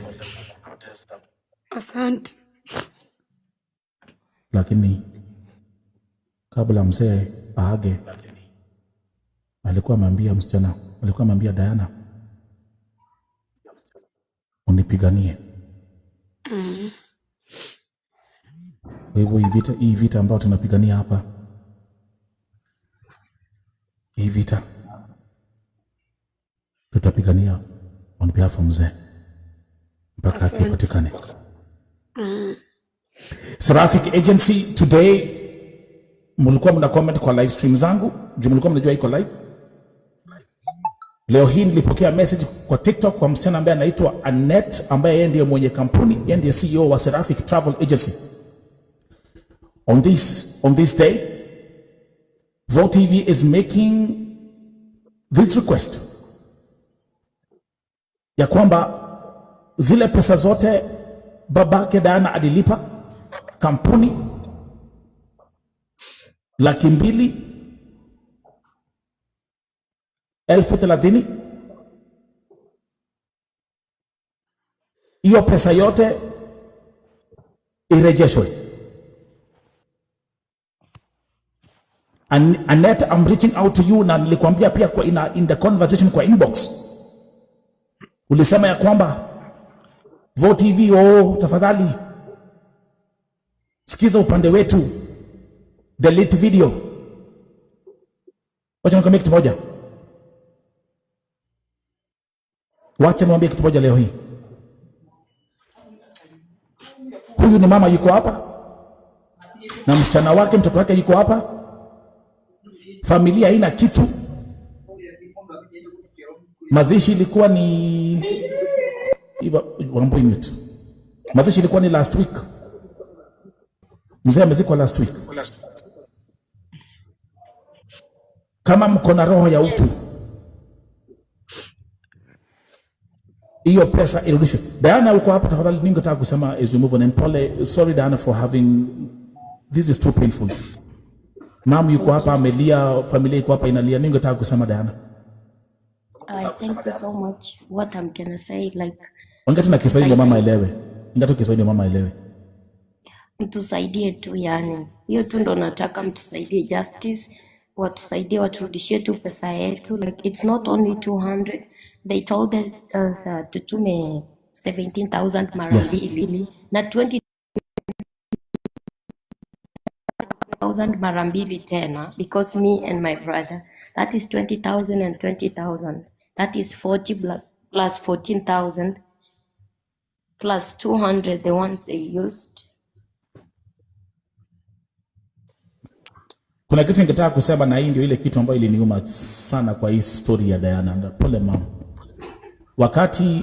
Wakati bwanako aliaga, wakati babake Diana aliaga, huyo msichana ambaye anaitwa Sharon Akinyi aliambia Diana kwa text message ambayo tumepokea ya kwamba yeye aendelee kulia juu ya babake kukufa.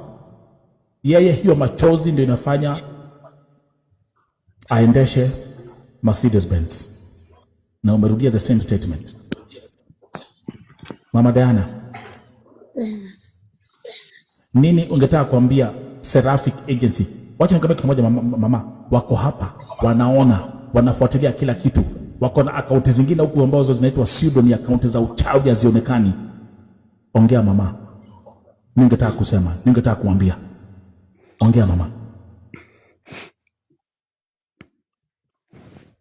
Mimi nawaambia kama wanataka, unajua ukikosea mimi ni kama mama yao, wanione huruma, wanirudishie pesa ya mzee wangu, nipelekee kijana shule, ama nikipata mtu mzuri amunipelekee mahali alikuwa anataka atimize ndoto yake, wanirudishie pesa. Na huyo Sharon ni vile ananitusi mimi, ni mama mzee, ni kama mama yake mara mbili. Ananiambia, mama, kama unakaa ushago, kaa na amani, usinisumbue, wacha Mungu akusaidie. Hii machozi yangu mimi saa hii nimekuwa mchane, nione huruma, mtoto wangu aende shule. Diana anahangaika huko Dubai, anasumbuka, anaosha vitu, alafu anamsumbua. Akipenda anirudishie pesa yangu, wacha tu anione huruma, nimepaki na watoto wadogo wanasoma.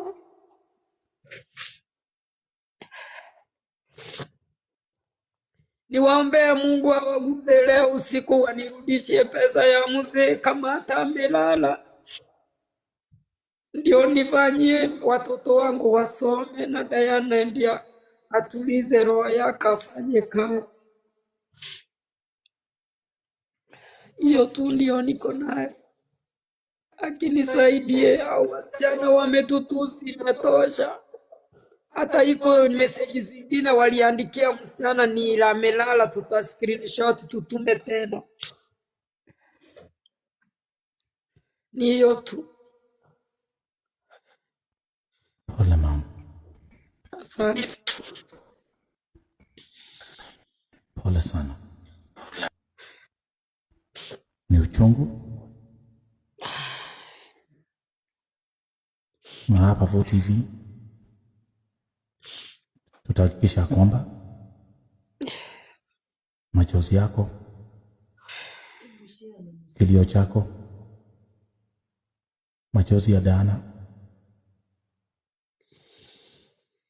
na hata mzee, hata kama yuko hapa,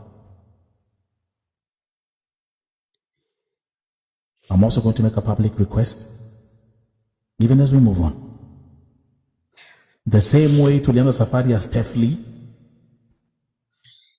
na leo ameshikwa, thanks to brother Musiria. Ningetaka, I'm making a kind request, na huu ujumbe tafadhali ufikie my brother Geoffrey Musiria, ya kwamba we can collaborate on this case and we have the same justice for Mama Diana Kemunto. My brother Musiria, this is your community. This is like your own mother. This is like my own mother. And just like vile Helen Ngugi Maina na Liam Ngugi Maina wameshikwa leo, we are not going to sleep until justice is served for this family. Ile kitu imeniua roho ni kwamba mzee, kwa sababu ya hii stress ndio imemuua. Lakini Mama Diana, kuna kitu mzee alisema, kuna kitu mzee aliambia Diana, akamwambia, msichana wangu, unipiganie. Sharon Akinyi, we understand that you're also working for another agency right now. You are not working for Seraphic agency, but at the end of the day, Seraphic agency, you obtain the money and the receipts are under your name. Ikifika Vo TV imeenda.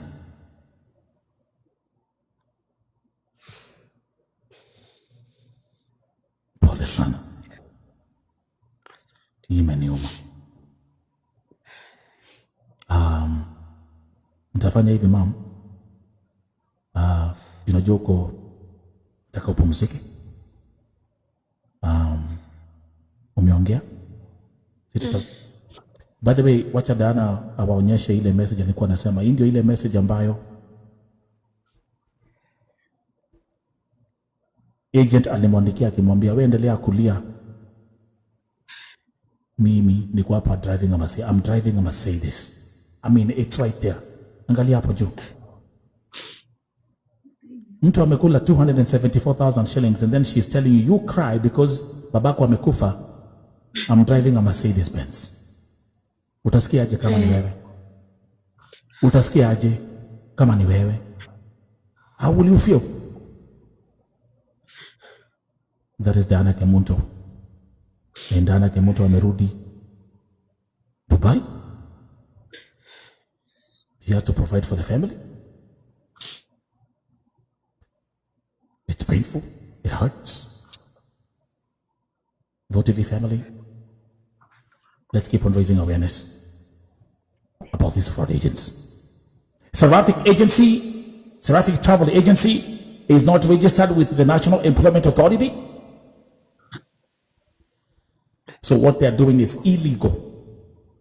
This is obtaining money by false pretense, which is punishable by the law. Kwani mtu before peane pesa afikiri. Watu wameenda kushikwa na mama sasa jua. Nyinyi mnakuja hapa kuongea, mnaongea nyinyi ni nani? Are you victims?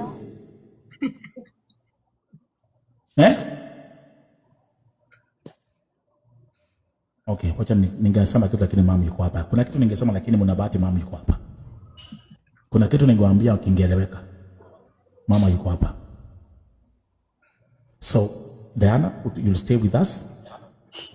And mama unaweza kaa hapo, sijui kama utakuwa na nguvu unaweza kaa hapo endelea kusikiza kwa sababu kesi ni mingi za wale watu wametapeliwa. Ndio uone kuna wengine tuko na mwingine hapa ukiangalia hapa kwa kamera mama. Huyu hapa na yeye ametapeli watu 16 million. Over 16 million anapeleka nchi ya Hungary. Kwa hivyo kaa tu kidogo. Maybe ukichoka unaweza ukatuambia. Kuna mtu mwingine anasema pia yeye ni victim wa Seraphic Travel Agency, kwa hivyo tutaendelea. So let me come back here and let my sister. Hey, kazi ni mingi. Let me bring Wamboi, hebu tuambie. Now let's go back to World Path Travel Agency. How much did you lose? And tuambie story yako Wamboi. 375. 375,000.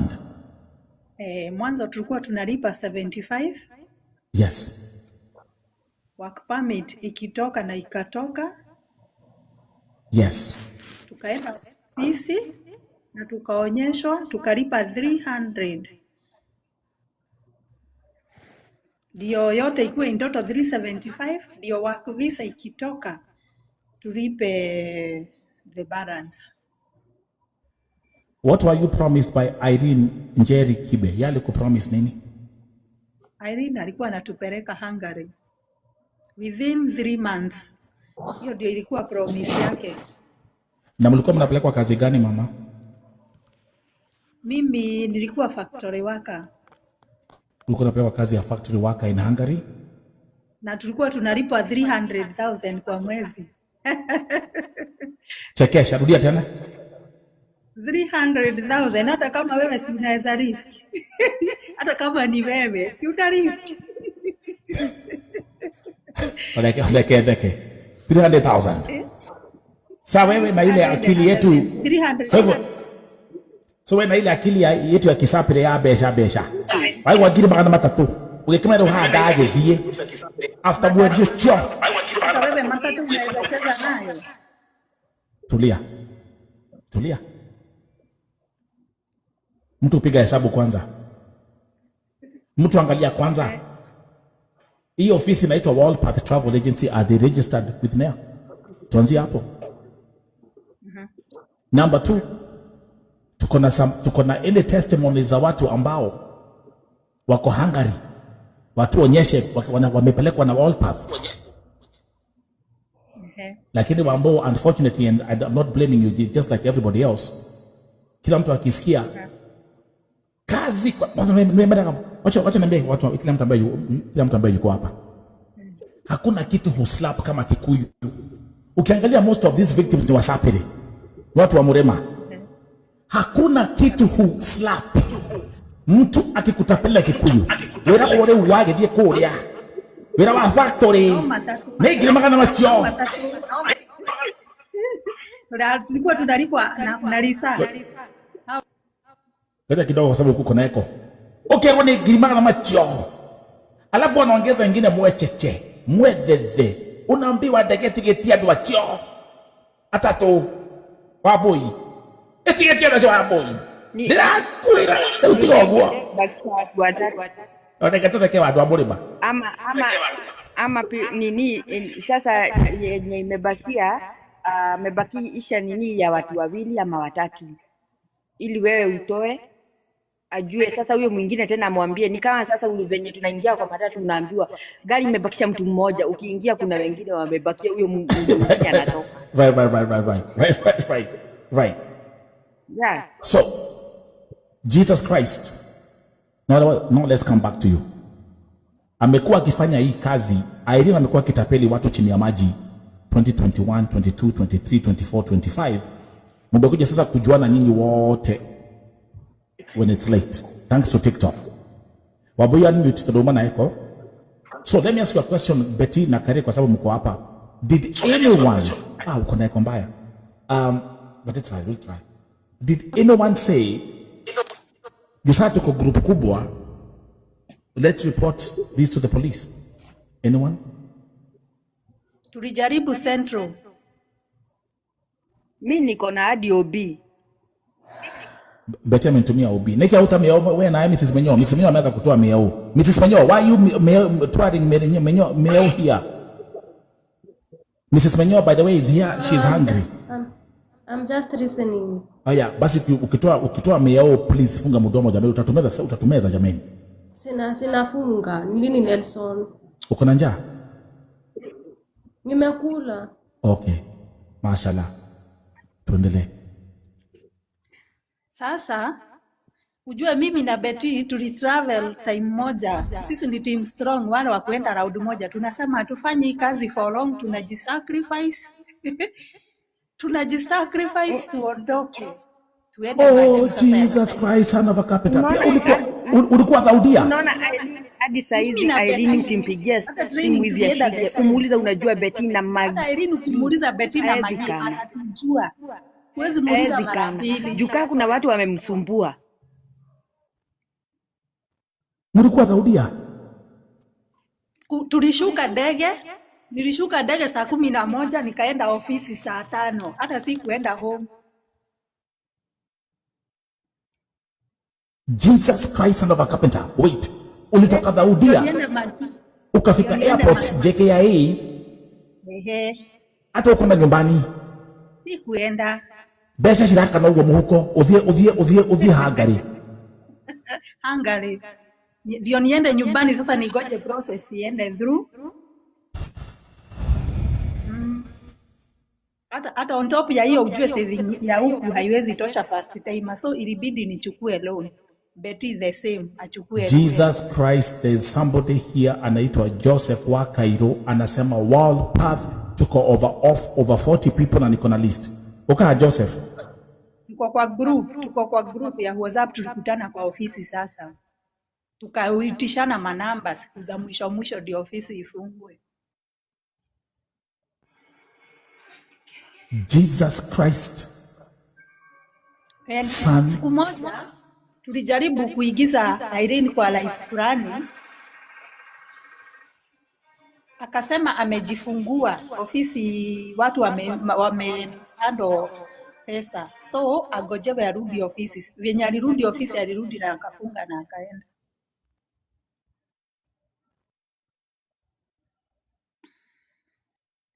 But huyo Irene ako Nairobi, ako na gari, ana drive na ako sawa. Kumaanisha yeye hata aliona hakuna kitu tutamfanya. Juu hata ukienda uripoti pale Central ni kama anajulikana. Na huwezi pita Central. Central unapelekwa tu hivi na unachoka mwenyewe juu kiitishwa 5k ya mafuta. Tena sijui itisho nini. Una give up, unasema utaendelea kulose pesa na umeshapoteza. Let's wait for... Okay, Joseph wa Cairo. Jesus Christ, you are victim of World Path Travel Agency. Welcome to Vote TV. Natuambie story yako tafadhali. Jamani, I mean, this is crazy. Yaje, sisi sasa sisi tuko nje ya nchi kiasi. So tulitapeliwa tu na tenje. Tukaambiwa venye deal ilikuwa safi, deal ilikuwa poa venye unaambiwa na mambo hapo. Kamshande kalikuwa sawa. But sasa kukaanza kuwa na maskando, wale wase wake wawera wakaanza sijui tuskando. Wakaanza kuvutwa kazi, ndio tukaona ma red flags hapo sasa after watu washalipa pesa. Jose ulilipa how much? Mimi nilipa kaso. Na ile 50-50 tu nikasema acha niweke so. But sasa hii niko nje ya Kenya, mimi siko Kenya. Jesus Christ, son of a carpenter. Na kwenye niko sasa tulikuwa watu kama ngapi? Kama watu 4. Right. Yeah. Na tulikuwa tunaharakishwa juu ilikuwa ni Easter, ilikuwa ndo Easter ndo inaingia. Tunaharakishwa lipeni haraka sijui after Easter hii space itaisha. Hivyo ndo kulienda. That's what they do. Baadaye tukapiga meetings kadhaa kama 2-3 ndo akapata mjuni huyo Irene. Alafu hivyo ndo alienda. And Joseph pia confirm, just like I was told by Karen na kina Magi, ya kwamba mko over 40 people kwa list. Tuko wengi sana. Mko na WhatsApp group? Tuko nayo. Tuko nayo. Na kwa hiyo WhatsApp group, kwa hiyo group ya watu 40, kuna nyinyi wote mko na OB numbers ama tu ni watu kadhaa? Wewe kama umeenda kwa Central Police, mwingine ameenda sijui wapi. Do you have like any other police documents? Sasa ni watu kadhaa tu ndo wameenda wenye wako mtaani. Joseph uko wapi sasa? Mimi niko Turkey. Uko Turkey? Nilikuwa naenda Netherlands fruit picking. Kwa tunalipwa na masaa. So fruit picking kama hii ya Bambo, na ulikuwa unaambia utalipwa pia 300,000 shillings a month. Ukisikia 300, ukisikia 1,300 unagoroka. Ukagoroka. Ilikuwa mata Deal inaingiana. Ishaiva. Sasa miezi 10 si uko na 3 million. Hiyo ndo hesabu tulikuwa tunapiga.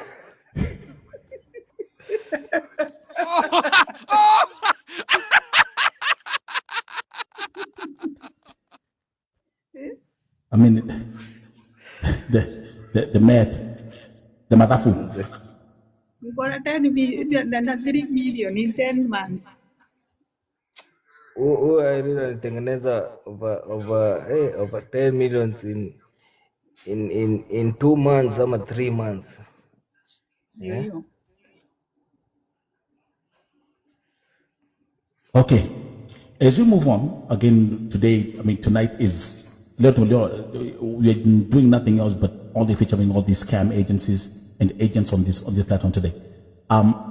Let me welcome niko na watu wawili hapa wanaitwa Dina and Jano. Dina and Jano, are you victims of any agency? Jano, hello. Dina, hello. Okay, mtaongea ama nyinyi ni ama agents mnakuja hapa na nini na tu accounts to pseudo mnakuja hapa juu, ongeeni ama niwapeleka Shakahola. Let's welcome Jano. Hello. Yes. Are you a victim? Yes, I'm a victim. Of which agency? Sasa historia nani mmoja nimelipa pesa huko. Mbona tukusikia? Wewe ni victim wa nani? Which agency? Seraphic. Seraphic again. Sasa mimi nimewapata tu kwa live. Nikasema kama wanasema mambo ya Seraphic ndio nikawajoin because pesa yangu iko huko 100,000. Jesus Christ. I paid for my brother if I end Canada.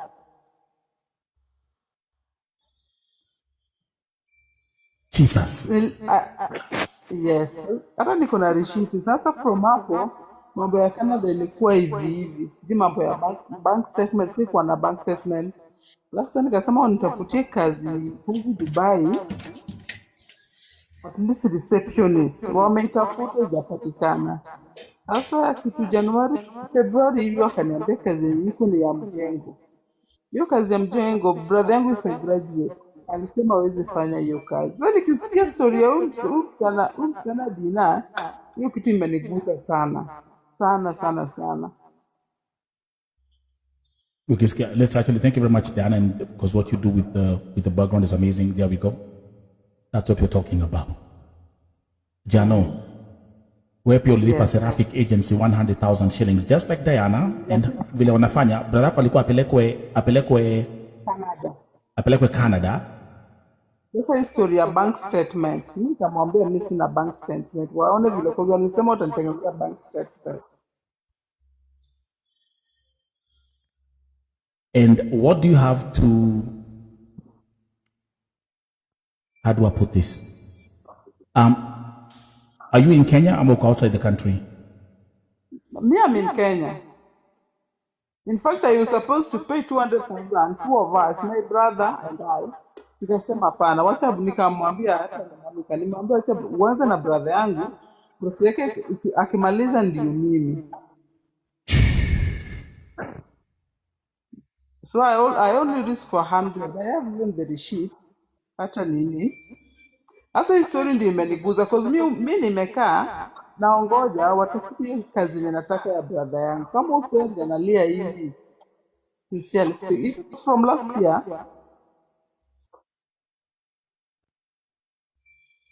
Na do you remember the agent ambao ulipatia pesa yako?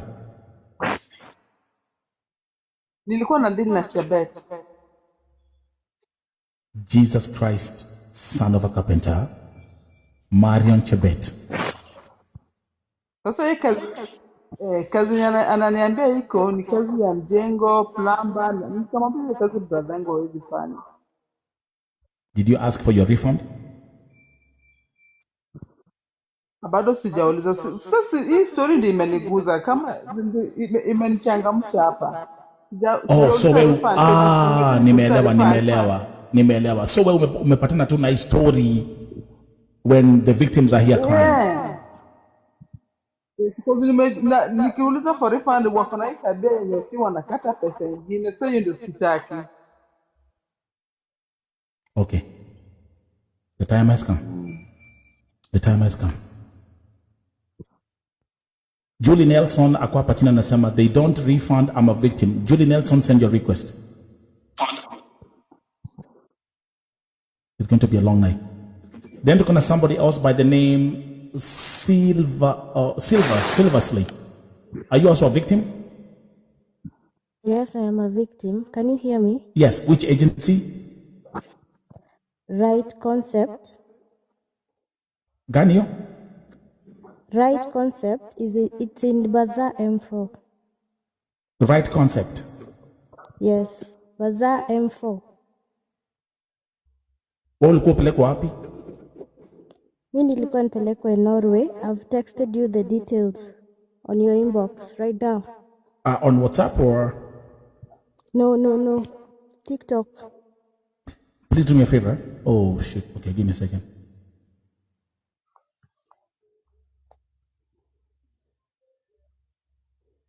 So you are to be taken to Norway? Yes, first it was Norway. Wakasema imebounce. Then we tried Maldives. How much did you pay? I've texted you on TikTok. I've sent you the evidence. I have it here, but can you tell them your was here? I have it here. I was to go to Maldives. How much did you pay? Tell them. 250,000. You paid 250,000 shillings. Yes, but I was smart. When walianza kunizungusha, I recorded it. So ukinipatia namba nitakutumia voice notes. Silva, utafanya hivi baadaye as we move on kwa sababu ni Vote TV. I would like you to send me the voice notes right now. My WhatsApp number iko pale kwa bio. It's a +1703 number. But there's something that you have mentioned to me here by inbox yako nasema the advertiser ako hapo Inoro TV. Pragya Wainoro. She really insulted me and my mother. We went through hell in 2025. Pragya, her real name is Eunice Njogona, and she doesn't care because she has a sister in Australia and a date MPs. Jesus Christ, son of a carpenter. I have her number, I have the evidence. Everything unataka na kutumia. Okay, guys, grab your coffee. It's going to be a long night. Silva. Yes? Enda pale kwa bao yangu sahi. Send me the voice notes and everything right now. Right now. I'll play them live. Jesus Christ. Jesus Christ.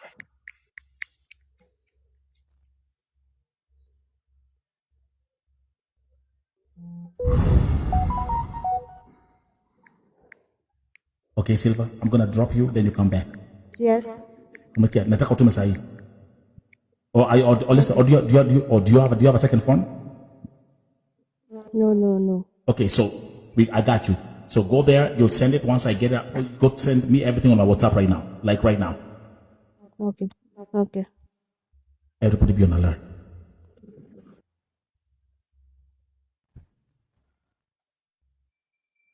This guy called this Mjumbe official. You are commenting the whole time on live stream. You know, you guys don't know the difference. That was not a live, it was a recorded. That was what was happening last night. Talk to us. Hello. Hello. Pia mimi ni client wa Seraphic. Seraphic. Yes. Joseph Wakairo, goja kidogo. Jesus Christ. Now we back on Seraphic agency. Goja kidogo. Joseph Wakairo, enda pale kwa bio yangu ya TikTok. Send me everything on WhatsApp right now. Naona umetumia kwa TikTok inbox. Ukituma kwa I can't open that right now. But send me kwa WhatsApp right now. This is fucking crazy. Mjumbe endelea. Now we back to Seraphic. Since last year September nilienda huko nikafanya application. Wakaniambia commission ni 100,000 plus 20,000 for biometric and embassy for visa. And then nikafanya application. After that tulikuwa tunasumbuana nao kosa walikuwa na deny kupea mtu login zake. So kila time tulikuwa tunasukumana nao. Then after that nikakuwa refused. Nikakuwa denial. December 13. After that nikaongea na consultant mwenye alikuwa ananifanyia consultant. Akaniambia utakuja January kufanya reapplication. After that nilienda January. Juu kitu ilifanya ni kwa refusal ni bank statement. So wakasema bank statement ni 15,000. Did you pay? Yes. After that nikaanza kusungushwa the whole January. Nikaenda huko, kwenda huko wakanisungusha, wakaniambia enda kidogo alafu rudi kitu saa 8. Kurudi kitu saa 8 wakanisungusha. Dem mwenye alikuwa ananifanyia application akahepa. Anaitwa Liz lakini alifutwa. Ako hiyo agency I think inaitwa sijui Paul Mama what like that. So after that tukasukumana nao wakafanya reapplication. But sasa nimekuja nikasikia story na Seraphic. Up to now sijapata any feedback. Still my process inasema iko under process. But nikijaribu kuwaitisha login zangu wanakataa nazo. Na kitu ingine imenishangaza ni huyo dem mwenye mnasema ni CEO. Leo mchana aliingia live and then akasema awasemanki ati first walikuwa wanaambia watu ukilipa 100,000 utakuwa sponsored na employer. Na sasa hata nikakuja nikashangaa yenyewe sisi wenyewe ndio wajinga juu. Unawezaje enda kufanya kazi na visit visa? So that girl akasema hakuna story na kulipua flight na accommodation, ni wewe mwenyewe unajilipia. But consultant wao wanasemanga you pay 100 and it is partially sponsored. So hiyo kitu ndio imenijaza ngori. Mjumbe pole. Mjumbe you are very, kwa sababu kumbuka wakati Diana alikuwa hapa jana usiku, so I was playing the live stream. Na wakati mlikuwa mna watch live stream, ilikuwa live, it was a recorded live stream. Hapo chini kina Monica Chebet was there, si ndio? Some few agents wa kampuni walikuwa. Then turns out I get a message from Annette. Who is Annette, Mjumbe? I think she's the CEO. Okay. So let me ask you a question. Do you believe right now that you have been scammed? Yes, I believe. Sylvia amenitumia documents zake za Norway, vije tunaendelea. Sylvia Mirimboro.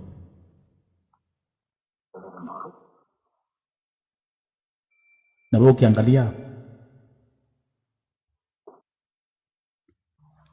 what should be the next appropriate steps to be taken against Seraphic travel agency? There's something nimeweza kunote na hii Seraphic agency. They get an agent, anapeleka mojinga zake, akisha tapeli, then anatolewa, she switched, they bring another one, then the same thing happens. They have this new thing, they have this tendency of firing people who they claim are rude to their clients. Mjumbe, you're here on Vote TV right now. Now you're live, and thank you very much for coming here, bro. What would you like to tell Seraphic Travel Agency tonight? Chenye tu mimi nataka kuambia Seraphic ni kuna mtu kama Kamelita tulijuana na yeye na alini text after kujua mimi ni client wa Seraphic, na Kamelita akaniambianga these people are very scammers. Mimi nikakataa kumsikiza Kamelita. Wow. She warned you? Yes. But aliniwarn kama nishafanya process.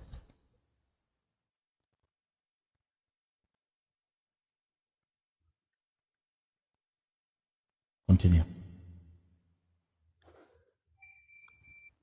So after that, mi tunataka tu kuambia Seraphic ni warudishie tu watu wenye wamewascam ni pesa zao.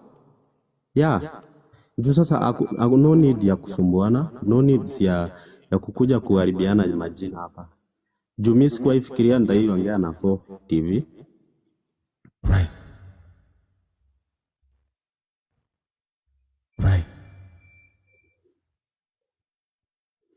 Juu nakumbuka hata nikifanya reapplication tulizumbuana nao. Walinisungusha Nairobi.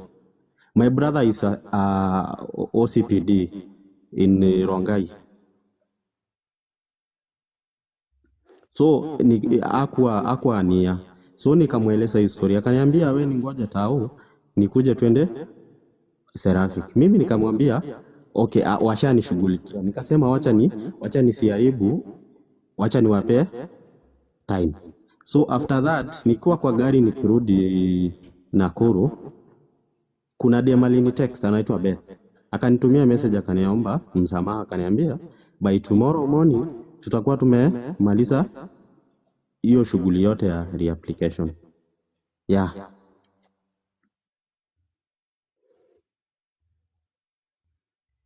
Jesus Christ, son of a carpenter. Okay, hold on. I mean, I'm getting so much information right now. Give me a second.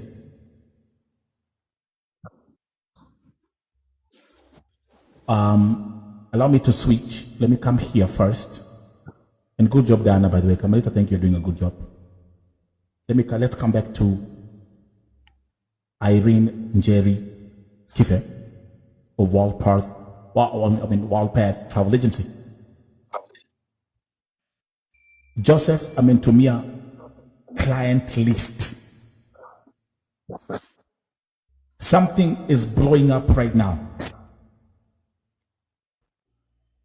Irene Njeri Kife, kuna watu wa Canada, kuna watu wa Serbia, kuna watu wa Netherlands. Nimepokea list ya watu wa Netherlands peke yake.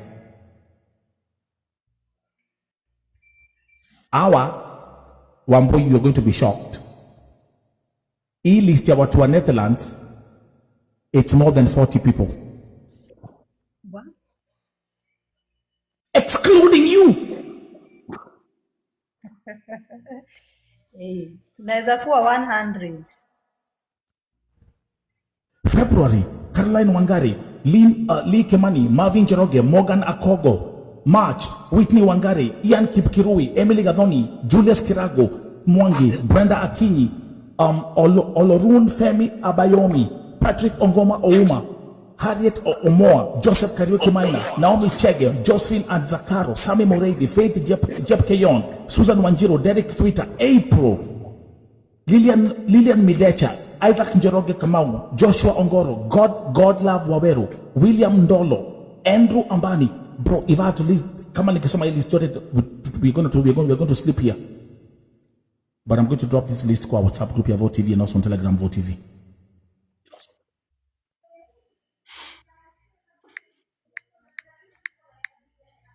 Do you realize Wambui hata kwa hiyo list kuna mtu Nigeria? Jesus Christ, son of a carpenter. Okay.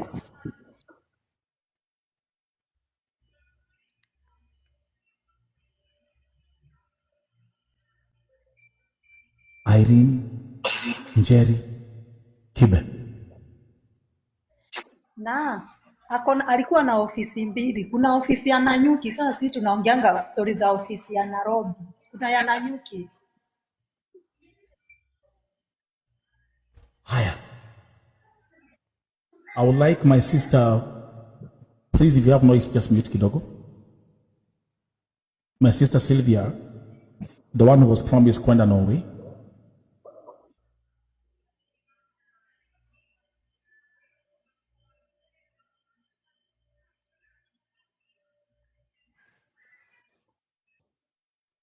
Bro, my phone is blowing up right now.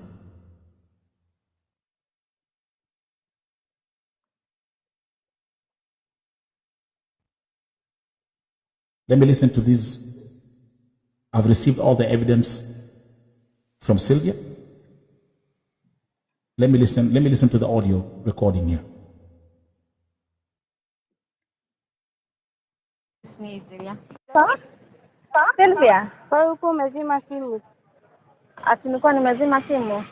Lakini si unajua wewe siwezi kuzimia wewe, siwezi kuzima simu sababu yako.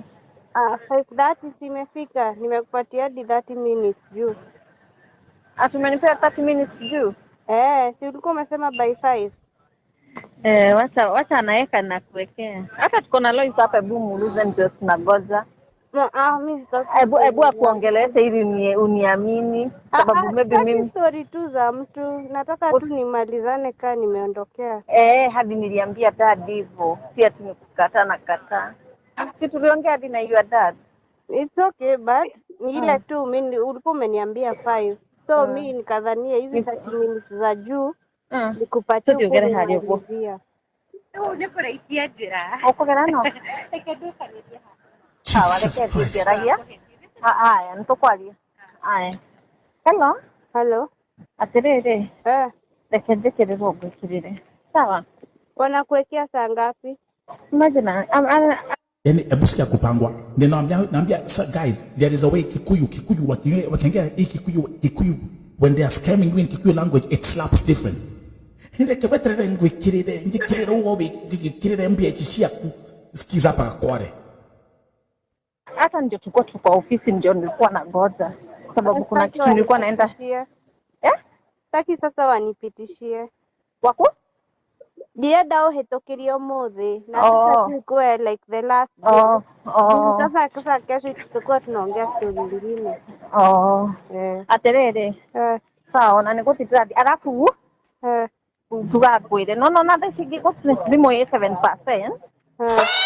In case of mteja no gukuhurire ndakinya nyumba wamenyo sawa thimo 7%. Hai Thimo 7%. Matako zetu. Thimo 7%. Something is happening here in real time. As I'm talking to you right now, I've also received another group who was telling me victims from Seraphic criminal. victims from Seraphic Travel Agency, criminal Annette, Joyce Wamboi Wanjiko. And as we're having this conversation, group iko kwa WhatsApp group conference call. I had seen this lady, Akwapi Dolphin.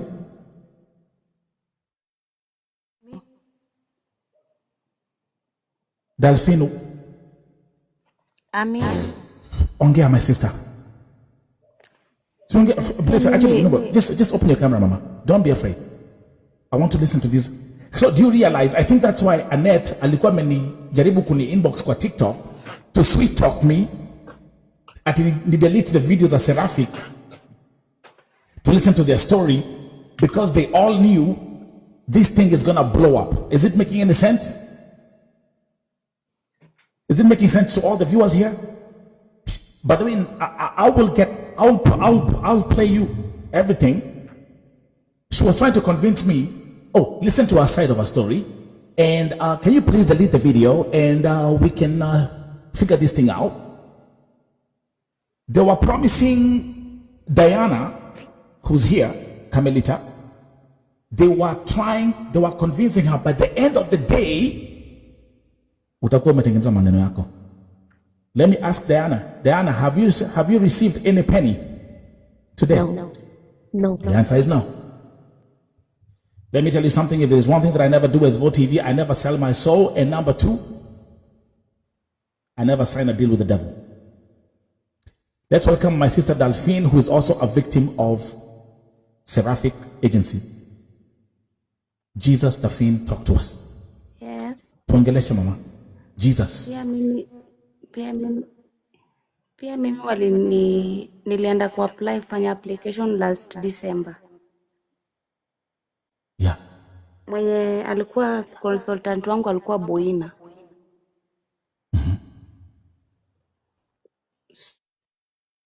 January for biometrics. Na hadi mpaka leo sijapewa feedback yote, na I paid 100,000 na 20,000 ya biometrics. Ulikuwa pale kwa nchi gani? Canada. Jesus.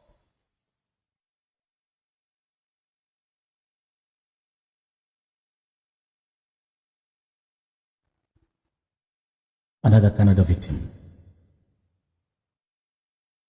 Daphne umehang. Hello?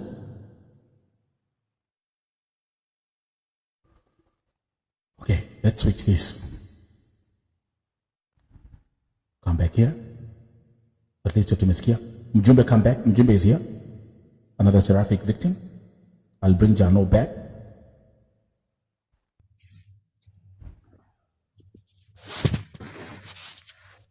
Hello.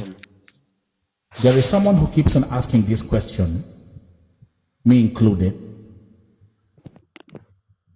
Munaingia easy box za wakoraje hivi. Can someone explain, do they have like super convincing powers? How do you find yourself paying this money? Mtu kama wewe mjumbe ulikuwa Diana told you, Kamilita alikwambia they are fraudsters, lakini you still went ahead and give them their money. Nini inafanya mtu aingie kwa box hivyo haraka haraka?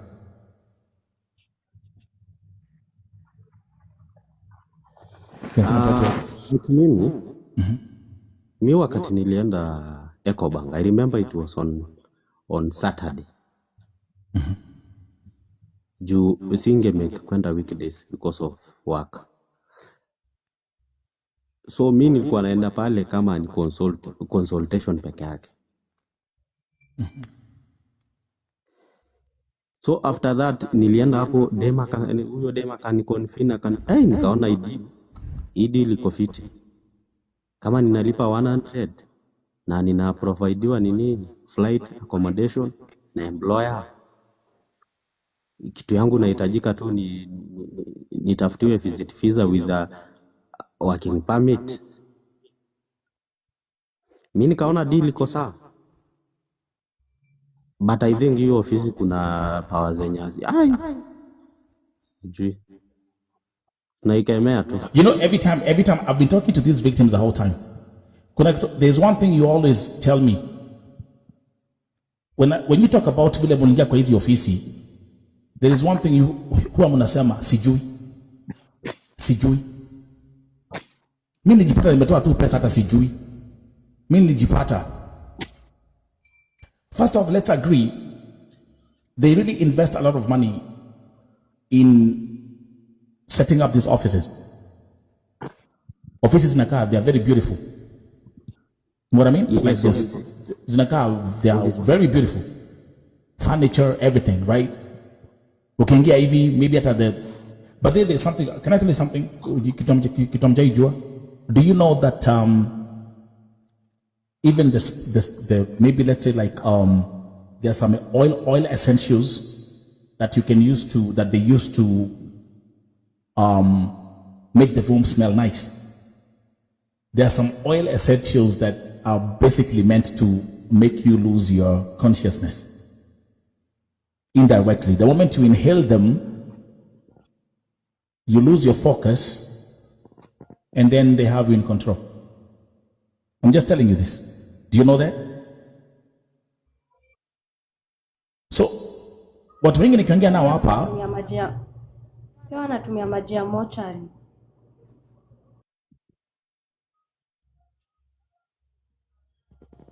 Atimaji nini Princess? Maji ya mochari. Sorry. Maji ya mochari inafanya inadu nini? So wanamwaga kwa mlango, ukifika hapo ukiunaambiwa uwezi kataa. Na maji ya mochari wana nini? Princess. Okay. Ni de iwagira maundu guku. Mai ma mochari ri makoragwo na ki? Meke haga murango ini. Dida hau. Okay, sawa. Mwakahwa. Every day you learn something new at Vote TV. Maji ya mochari. But what I want to say is there is something is happening here. Kuna, you know, I always keep on saying life is spiritual. Like they will say life is spiritual.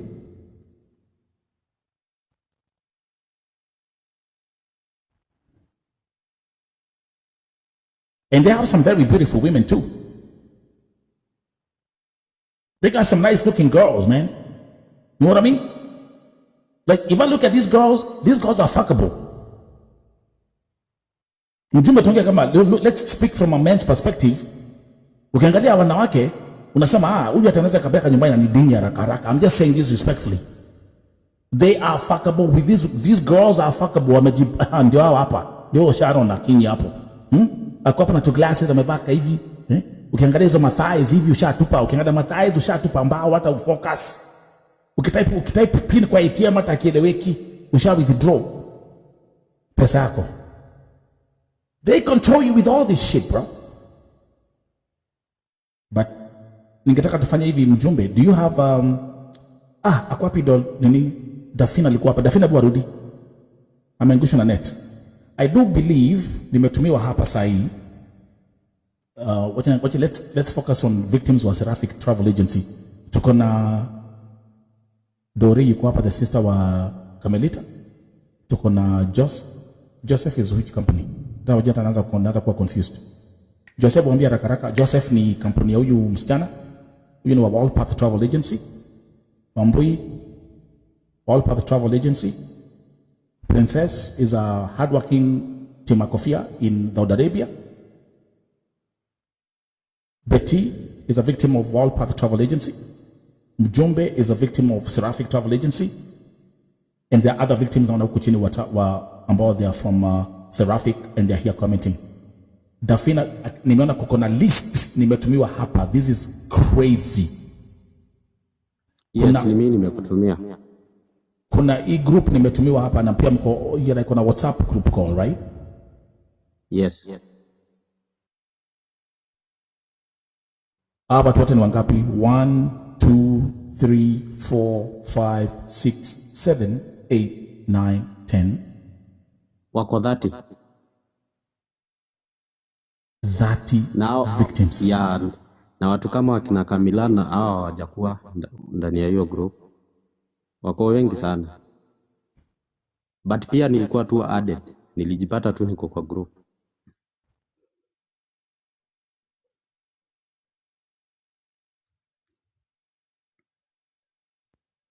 Na wote ni wa Canada.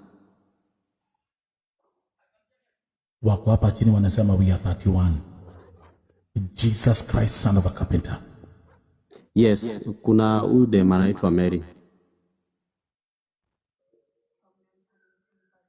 Unaweza mpandisha aongee pia.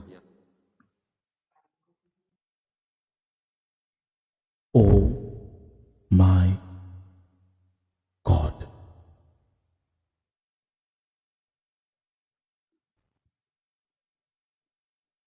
Julie Nelson, I keep on saying your name because I cannot miss you because you have my last name.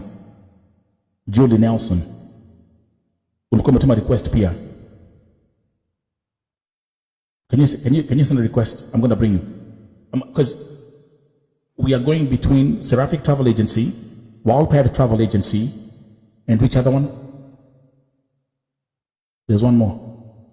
Stephlee Tours and Travel. So I like the way we are packaging everything together. And then kuna ingine imetajwa hapa na huyu msichana who's still sending me more evidence. Mary.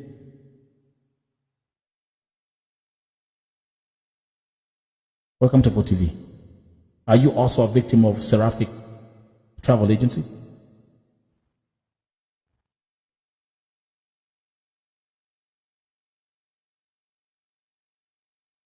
Songe mama. Now what in Canada? Mjumbe, what in Canada? All these victims are Canada. Yes, hiyo group yote ni ya watu wa Canada.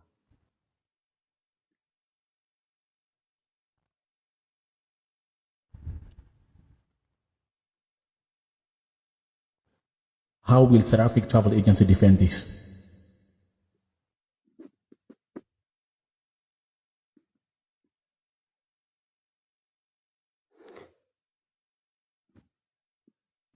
Itawasaidia ni wangangane tu wapeleke watu. Hiyo tu ndio defense yao ya mwisho. But if you're ready to be, lakini bro, kama mnagojea mpelekwe Canada, all these people who are here and the stories they have been telling you, yani mtagojea mpaka Yesu arudi.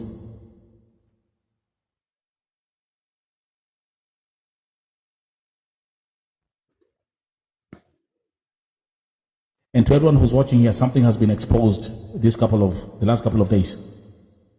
There's a trick that they use Wambui ya kulipa actors and actresses kuna kupigwa picha airport kama pale kwa departure na suitcases za green na pink. Did you know that? Did you know that? It's all coming to light. Mary siongee.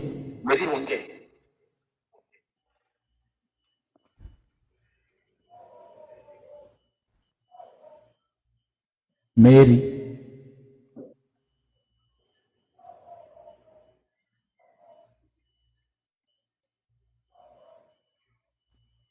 Watu wanaishwa na power akikuja hapa juu. Ama hata umekelewa nini maji ya mochari. Okay, no problem. These motherfuckers are witchcraft. So they are witches too. Mary, umekelewa maji ya mochari? Sasa nisitakuwa nakuambia kitu. Okay, sio umesema am I lying? Hakuna, sasa nikikwambia lazima ushinde ukitangaza. Sitakuwa nakuambia kitu. Okay, are you still raining down there? No, I'm not. Okay. The days are not yet. Okay, mashallah. Oh yeah, sorry. Huyu Mary amekorogwa. Okay, huyu ashamagiliwa maji ya mochari, no problem. Anybody else want to come and talk then? Let me bring back Jano. Now, as we move on, I want to hear from different people as well, because I do believe we have really gathered amazing testimonies tonight. Mtoto wa Kenya, you being a victim uko Dubai, story yako tumejua hapa Vote TV. Wewe hujalipa miezi mitatu na uko hapo suffering and going through whatever you're going through in Dubai. Ukisikia hizi stories za hizi my agents na vile kunaendelea, how that you pay 250,000, wewe ulipa tu over 250,000 shillings kuna Dubai. Then unasikia tu kama wakiongea hapa hizi my agents na my agencies. What do you like to say?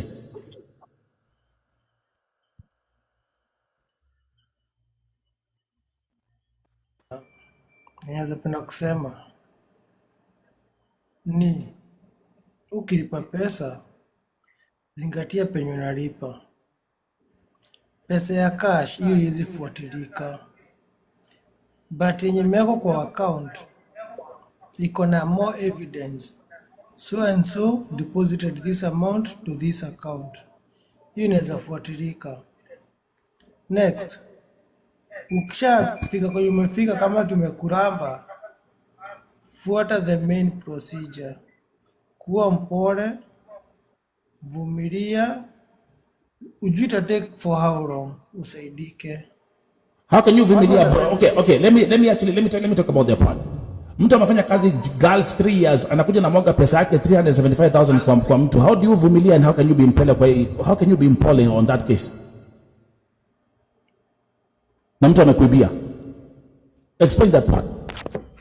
Unaweza mroga sasa.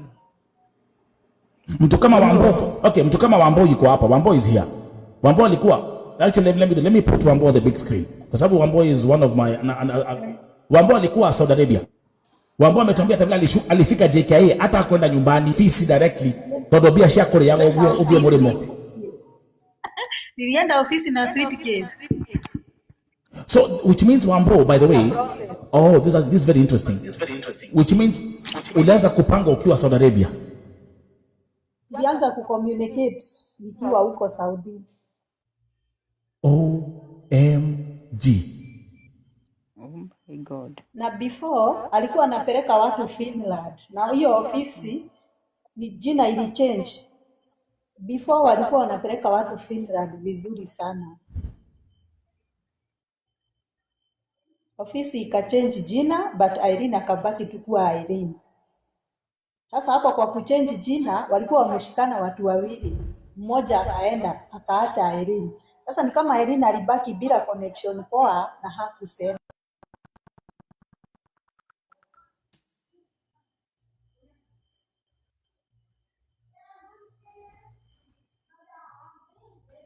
Can I just, I'm gonna, because there's some information that is coming to me right now that is mind blowing. Na mimi kuna jina huwa sipendi kumention hapa Vote TV, lakini hii jina I've always described her as akona matiti kubwa. Ukojua kama amesimama, afiku bagaro kamete. Ino unapata mwanamke akitaka jua amekula pesa watu huku, watu wapumui, hata kudhuku mare, oya aguo boigo. Enda nasema kama amesimama, anakojua kama amesimama, mtaki about Reshka Munge. Bado anapumua. Is Reshka Munge still pumuaring? Is she still breathing? Bado anapumua, si yako. Okay, na bado alacha kulia ati okay, anyway, she's still crying, but anyway. Are still people sitting? You know, it's interesting. I remember the days when she used to sit down and anafanya makeup for 2 hours and people sit there and watch her doing makeup for 2 hours. Akitapeli watu. Because I'm getting some intel, there is a victim who's here. Na ananitumia kila kitu step by step. There's a mention of an influencer from Inoro. And this person also works very closely or has worked very closely with Reshka Munge. So tuendele. Waboi. You leave Saudi Arabia, unafika Kenya. You went to ofisi ya Irene ukiwa na suitcase. Na nikaanza process the same day. Karibu 75k kwanza. Later ilikuwa itumwe ndio nitumiwe work permit ni sign. Wenye work permit ilikuja nikapigiwa simu, kuja work permit imetoka. Sasa uripe ndio tugoje visa yako within 2 months.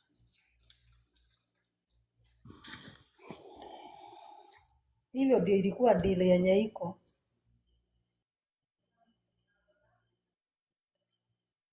Jesus. Tukafuatilia after miezi kama 6 ndio tulikuja kunotice, akasema Hungary imefungwa, atuchange tupeleke Serbia. Na tukaona bado ni vizuri. Na even hata sio kutupeleka, si hata alituambia amesha apply. Timothy ndiye alisema, tulikuwa tumuuliza mnataka Hungary ama wapi, lakini yeye mwenyewe anatuambia nishamu apply ya Serbia. Yani Betty, so yeye venye anatuambia it is not the same venye mtu wake wa kazi anatuambia, unaona. Hapo ndo saa tulianza kunotice hapa kuna kitu yenye inaendelea. Saa kufuatilia hadi akisikia tuko ofisi Magina Wambo wako huku, atasema nitakuja saa 10 hadi saa 12 itafika tukiwa huko na hawezi kuja.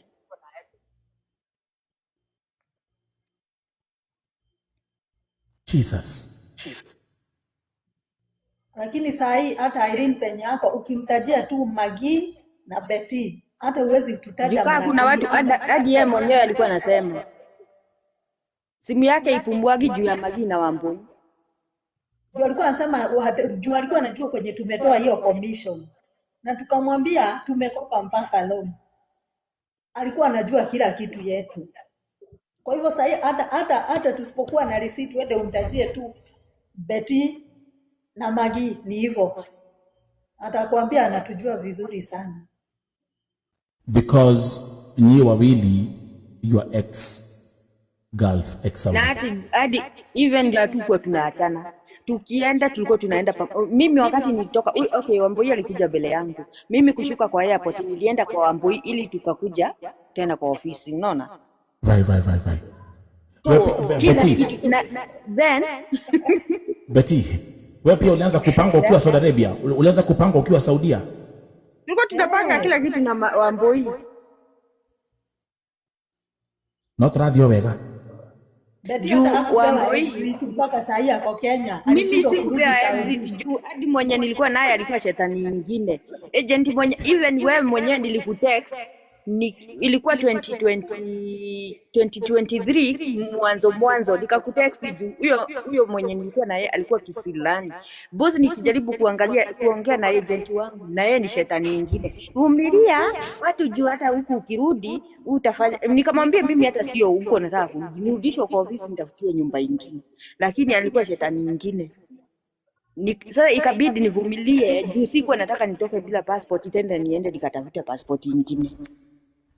Na nikakutext na ukaniuliza hadi nikakutumia namba ya agent mwenye nilikuwa naye. So vile ulitoka Saudi Arabia. Hata huko uliwekwa block by huyo shetani. Okay, hiyo shetani ilikuwa inataka nisirudi, ilikuwa inataka tu bado nikae. Nikamwambia pana ni lazima niende nikaone watoto wangu. Sasa ni lazima niende, so mimi siwezi ongezea kabla juu nishamaliza contract, acha mimi Sasa yeye mwenyewe akaniambia utaenda nikulipie ukirudi ukienda urudi after 1 month. Nikamwambia siwezi rudi after 1 month, labda 1 month and a half. Juu mimi sasa nilikuwa nimeplan hata akinilipia sitarudi kwake, afadhali nipotelee airport. Right. Lakini hadi ndege yenyewe hakulipa. Sasa ujue Betty hana exit, ndio maana amekwama Kenya. Mimi nimeenda. Okay, wait a minute. So now let's come back to you. Wamboi sasa uko wapi? Did you go back to Saudi? Mimi nilirudi Saudi, but nilirudi nikiwa caregiver juu nilikuwa na certificate. Nikaangukia at least kidogo. So Wamboi so let me tell you something, Wamboi. Kama ungekuwa okay, let's now talk about this from another perspective, Kama ungekuwa mjanja, hiyo pesa Saudia ungesave, hiyo 300k plus. Exactly. Uko na 400,000, uko na caregiving certificate, maybe reapply the process, come back to Saudi Arabia and keep on making your money. Okay, tukikuja mara ya kwanza ilikuwa a bit tricky. Juu ni ile unakuanga stranded Kenya, hata passport hatunge manage kujichukulia hiyo time. Si ujue first time inakuanga tricky. Right.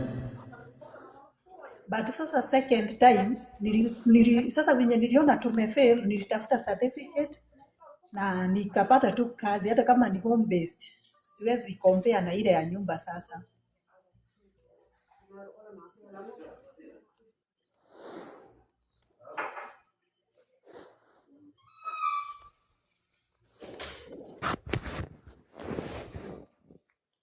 So now uko Saudi Arabia, you're back in Saudi. Nilirudi, sikuwa na otherwise, hata sikuwa nataka kuenda mahali ingine, nilitosheka sasa. Right. Nyinyi wote, this is like fucking crazy because of the cases. Start with Stephlee, tours and travel, come to Walpath travel, come to Seraphic travel. All these agencies, man, they have one thing in common. And right now, as I'm talking, I'm communicating with this lady ambayo alikuwa hapa anaitwa Sylvia, and she's sending me a lot of information. Shambridge travel.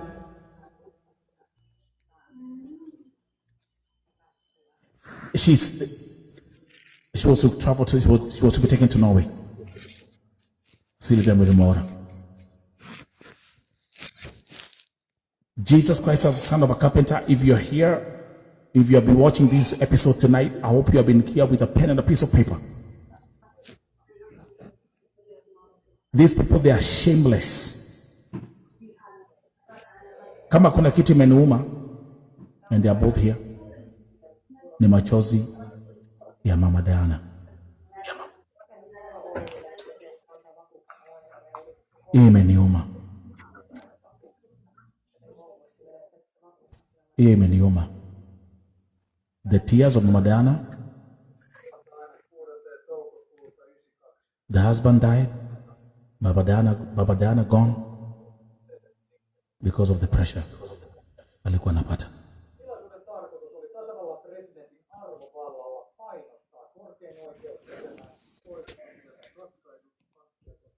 Mjumbe, you're here, welcome back. Nipandisha nani? Toto wako wapi? Toto tuma request. I mean, today I think you all should be. By the way, where Mrs. Mignon, where is your pen? Uko na kalamu na karatasi?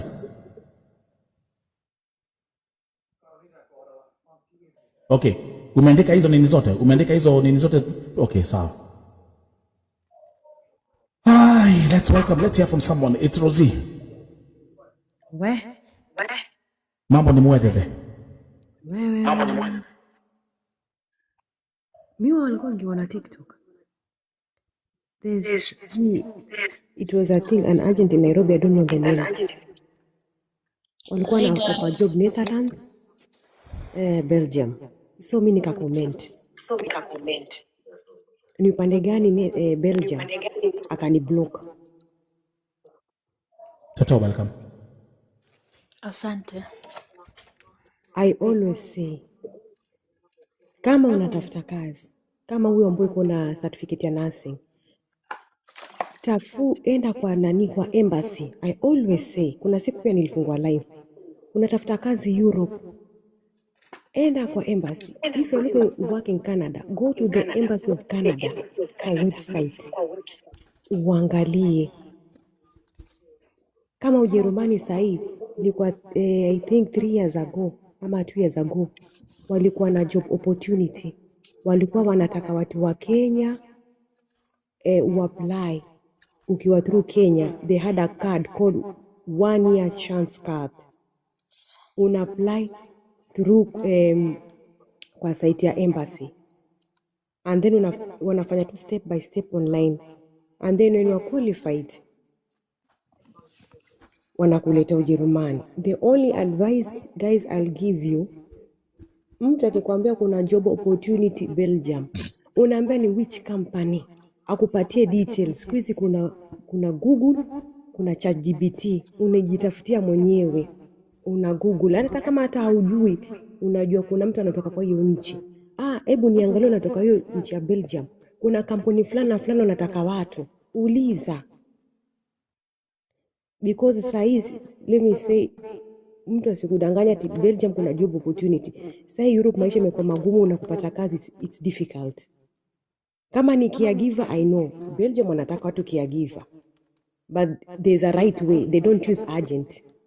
Huwa wako na special set zao, unaenda unafanya mwenyewe step by step. Let's do Poleni sana, this. it's very sad. Poleni sana. That's the only thing nitawaambia. Poleni sana. Let's bring another. Najua maisha ni magumu, you are looking for opportunities. I understand you, and I never judge anybody. Poleni sana.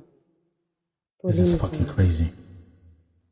And for TV, you are going to we're gonna have this thing run as a documentary here on the channel, on all VoTV platforms. Make sure you subscribe to VoTV YouTube, because I'm gonna be having this thing running. Because kuna mwingine ambaye atawatch na atasema buda mi karibu ni inihapenia. I've been getting so many messages and many comments. I'm coming across through so many comments. Mtu akisema mi karibu ni kinirambe. I was planning to go to that agent, or I was planning to go to this agency. Let me do this. Let me welcome Toto. Toto, karibu. Talk to us. Okay, thank you. Mi hata nimekuwa tu mchana, nimekuwa kwa live ya anaitwa Samira ama Samia, something like that. So mimi kesi yangu iko kwa Seraphic, but sijui kama it's okay for me to speak it, kwa sababu hii story iko kotini already. Oh, so your case is in court already? Yeah. Okay, it's okay. Go ahead. You can give us information, no problem. As long as you don't disclose sensitive information from the investigation, maybe as you have been advised by your lawyer or attorney. So you can just paint the picture. For example, sensitive information kama gani? Juu unajua pia naogopa wanaweza tumia that against me. So you know them. Okay, so let's do this. There's nothing to fear listen, in God's kingdom there's nothing like fear. But your case is in court right now? Yeah. Okay, na ilikuwa and so just make it brief. How much did you pay them? I paid first nililipa biometric 21,000. Nikakuja reapply nikalipa 10,000. Commission nikawapea 100,000. Na ulikuwa pelekwa nchi gani? Canada. Yeah. God damn. Let me ask you a question, Toto. Did you know while you are paying all this money, did you know that they are not registered? Okay, let me just speak it out. Let me just tell you guys. It's okay. Okay, mi niliapply na Seraphic last year. Ilikuwa around, I think, March. Last year, March.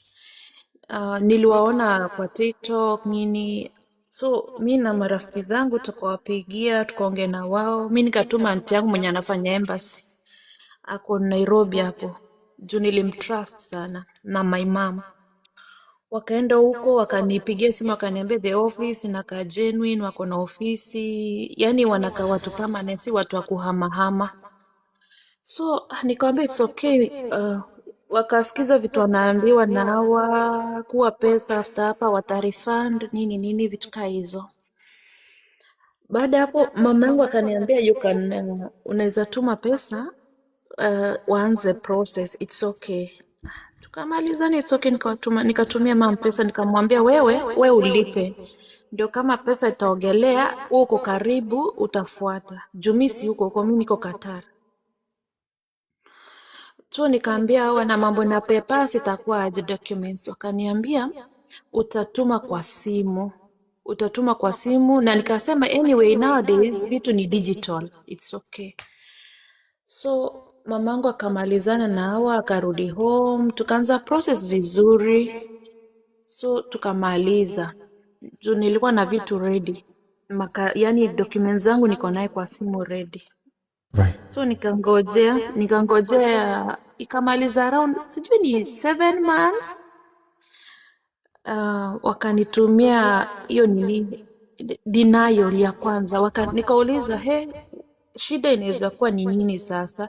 Juu aliniambia now it's normal, haina shida, bora hujapewa ban. Nikamwambia it's okay.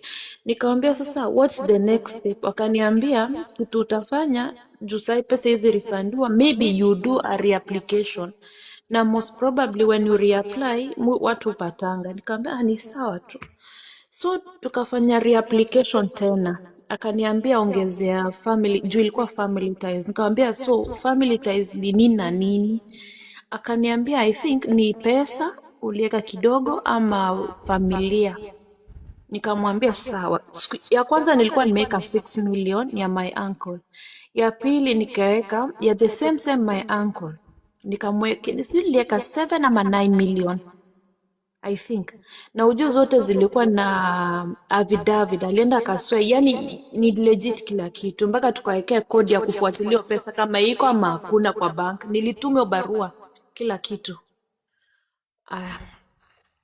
Si nikatuma tena na watoto, nikaongezea cousins wangu nini. Je, hiyo family ties aliniambia. Nikawatumia waka reapply. Kaniambia tuma 10,000 juu hiyo ni ya embassy fee. Nikawatuma. Aliniambia 11,000. Nikamtumanishia kwa M-Pesa. Baada ya hapo akanitumia receipt ya 10,000. Nikasema it's okay. Nikakaa sasa communication yao na yangu after reapplication ikaanza kudidimia. I don't know kama sikujua ni nini. So mimi nilijiwekea nikasema maybe clients wamekuwa wengi kwa sababu wanakuanga live sana. So nikitext, sitaki kusema agent wangu ni nani huyo, specific tu kwa Seraphic for now. So nimekuwa nikimpigia simu, communication inaenda iendi vizuri. Nikaenda kwa group yenye ilikuwa imeformiwa, kuna group ya I think 30 people now, 30 people. Nikamwambia mnisaidie namba ya any agent kwa Seraphic ama mwenye hapo. So nikapata namba, nikapiga kupiga tu hivi, huyo agent wangu ndo akanipigia. I think ni kama hiyo namba iko tu kwa ofisi. Akisikia mtu anaulizwa ndio huyo anakupigia.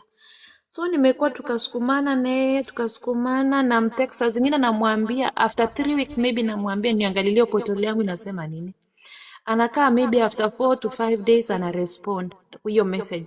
Anakuambia mwenye consultant ama yani huyu mwenye anafaa kufungua ni mgonjwa. Tukakaa hivyo nikampea muda namuuliza tena ananiambia leo ati mambo na hii sijui iko under maintenance ya kuangalia iko under maintenance. Mimi nikawachana naye nikakaa tena yani nampenga 2 times day yani kumpeleka mbio jota me I want to learn these people what's the problem jawanionyeshe ubaya ni to communication inakuwa low. Tukasukumana nao ikafika December mwanzo hapo. Wakanitext, wakaniambia ati wamesema utume resend your World Cup fever paper. Yenye ulikuwa umetuma kitambo. Nikamwambia ni sawa. Wakaniambia isifike 3. Hiyo ilikuwa date. Andike o date ilikuwa date 15 of December. 15 of December. Last year. Yeah, last year, 15 of December. Akaniambia resend na isifike saa 10. Hiyo ni date 15. Nikakimbia cyber, nikatoa, nikawatumanishia. Sasa tukakaa, I think hiyo ilikuwa tu ndio inifungie mdomo. Juu nimekuwa nikiwasumbua, nikiwauliza mnitumia updates, nini vitu kama hizo. So tukakaa, nikamaliza kitu kama 3 weeks. Hiyo December tu nikasema si hiyo karatasi siishaenda inafaa tuangalie ile portal ime reflect nini. So nikawa text. Akaniandikia ati saizi watu wame break for holiday. So ni hadi next year January. Sasa which is hii yenye tuko sasa. Na hiyo ni date, imagine hiyo ni hata ijafika tarehe 20s. Nika inquire somebody there, akaniambia sasa bado hawajafunga. Akaniambia sasa watu wanaanza kupata nini yao wenye wata travel next year. Akaniambia sasa bado mpaka kitu 23 24 ndo maybe wata break. Mi nikarudi nikampigia simu, so ni kama aliona namsumbua totally, aliwacha kabisa kuongea na mimi. Na mi nikawachana na hawa, nikatulia tu, nikavuka mwaka, ikafika Januari, I think after 1 week nikampigia tena achukui, nikamtext akaniambia bado hatuja resume, just give us even a week to settle kwa job juu tumetokea nyumbani, tumetokea holiday. Nikamwambia ni sawa, nikawapea kitu kama I think it was 1.5 week, hata nikiweza tuma conversation I think haiko, yani 1.5 nilikuwa nawapea time actually. Nikampigia akaniambia fanya hivi, wacha nitakuangalilia hizo vitu na leo ndio nitakupea feedback. Nikamwambia it's okay. Hii ilikuwa asubuhi, so ilikuwa kitu saa 4 saa 5 hivi. Nikamwambia ni sawa, ina shida. So nikakaa tu ile kufanya job zangu nini, nikitegea my time. Ikafika kitu saa 8 nikamtext akaniambia we tulia, nilikupromise nitakutumia feedback juu mko wengi. Akaniambia mko wengi, yani iko loaded juu watu wengi wameangaliliwa potelea watu wa last year. Nikamwambia ni sawa, nikafanya job yangu. Ikafika kitu 9 ya usiku nikamwambia, nikamtext isichukua simu kimpigia, nikamtext akaniambia nimetumiwa hizo vitu but sasa ni mingi, ngoja nifungue nione alafu niwatumie. Ati ni lazima nione before niwatumie. Nikamwambia nitumie tu yangu, nikuwa aware mapema ndio best juu nimekuwa so eager. Akaniambia tulia tu nitakutumia. Hii ilikuwa 9 usiku. Nikasema acha niingie TikTok nikitegea ndio nisilale. Juu hata mimi natamani sana kuona. Nikakaka, ikafika 10 nikampigia achukui, nikamtext achukui. Nikakaa tena, nikarudi kupiga achukui, nikatext aitik 2, nikajua amelala. So mimi sikujudge anything, nikajinyamaza, nikasema maybe hata alibwa na usingizi, yani hiyo kujijazia bado. Mimi nikajilalia, so nililala but sasa nilikuwa uncomfortable juu nilitamani sana kuona. So nikalala, nikaamuka 4 nikaangalia simu. Kuangalia simu nakutana na bonge la another denial with no explanation, no nothing. So hata sijui alituma saa ngapi. So mimi nikasema acha nilale, asubuhi nimpigie. Hata hakuna kulala, nimeshikwa na stress, pesa nimemwaga, communication hakuna, nashindwa nitaanzia wapi. Nikaangalia ile denial yangu, mind you know denial yangu ni ya date 16 of December 16. 15 ndo aliniambia, 15 ndo aliniambia resend. That's why you resend your paper. That's why you say take note of that day. Smart. Yeah. Yes. Sasa denial yangu ni date 16, yani the next day. 16 Right. Nimeunderstand. December. Right. So unaona ile kudidimia hiyo conversation yetu na yeye ilikuwa kwa sababu sijui kama I don't know what wako anaongea na mimi. Sikwambia ilikuwa inadidimia, ndio nikajua so this is the reason. But I don't know why walikaa kwa hiyo muda wote. Mimi wananiambia tu iko under process for nothing. So mimi nikawauliza sasa imekuwa hivi na nimereapply 2 time. Itakuwa aje? Na nikaambia mbona mulikaisha nini yangu kwa hiyo muda? Akaniambia unajua system I reflecting, yani hadi nikauliza nyako Canada, akaniambia Canada kama ni denial na unatumiwa kwa portal yako. Hawana delay kwa sababu anajua kama kuna mtu amepata na labda hata ni ya wedding anafaa kutravel, hawataki kuwa hii ni kitu ya system, unaona? Right. Nikajua amenibeba tu ufala. Wakaniambia sasa pesa yako utarudishiwa. Wakaniambia watanirudishia. Nikaambia lakini mbona mnani? Akaniambia wakaniita jina na akaniambia we tulia. Wacha nikuambie ulikuwa umechukuliwa na visa yako iko Canada. Hivyo ndo aliniambia, hata niko na message hapa. Wakaniambia ulishachukuliwa na visa yako iko Canada, wacha tutatuma representative work on it. Unaona? Ati na watangangana nayo au ndo watatumia kwa cost yao mpaka ifike kwangu. Yani visa iko but haijanifikia, unaona? Yani nakaa tu stories za Bunwas by the na niko neo message. Ile ati visa yangu iko Canada sasa lakini haijanifikia, unaona? Spiritually. So I don't know denial na hiyo visa Nelson, inakuja na DHL. Yeah, Kimungu. it's funny, I swear. And what did you say? Did you just say yes? You just go with the flow? No. Mimi niliwaambia I'm not special. Kitundu niliwaambia I'm not special. Kuna watu hata kwa message nikawaambia kuna watu wanacheza hiyo game, hiyo World Cup fever.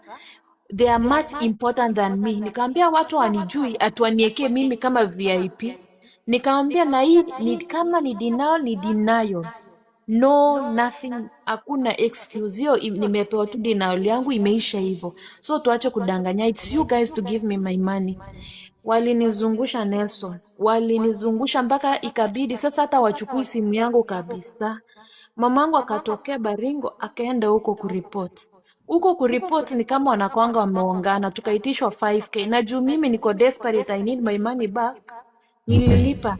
Wakaenda akashikwa asubuhi, the next day asubuhi.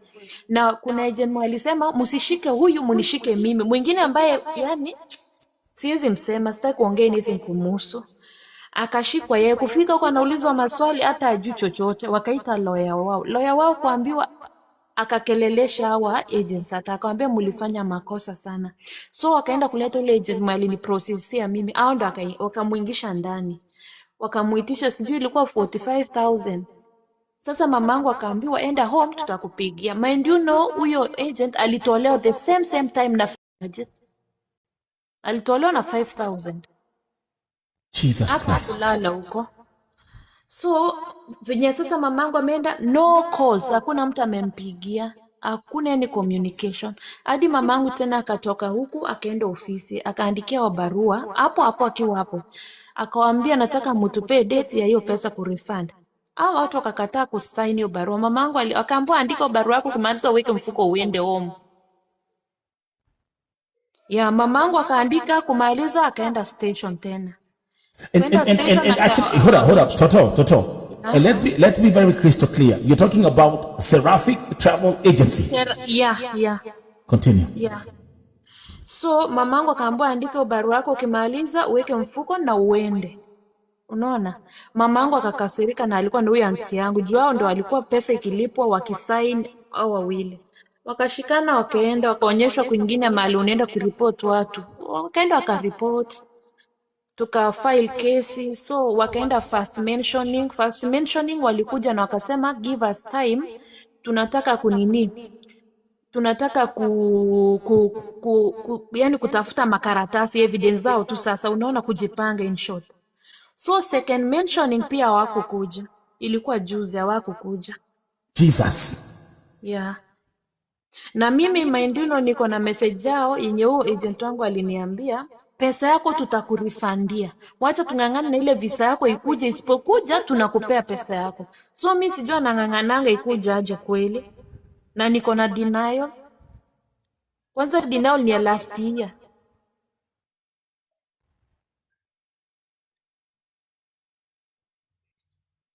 Ni ngumu. Hao watu ni ngumu. Hakuna mahali mtawapeleka. Kama mtu unajua umeibiwa, hata usiwezi pesa yako kutafuta lawyer. Ili tu ufaitie kasisi. Ukishindwa kuja TikTok, uwezi pata pesa kwa urahisi, ni wagumu. Uko nchi gani sasa Toto? Mimi niko Qatar.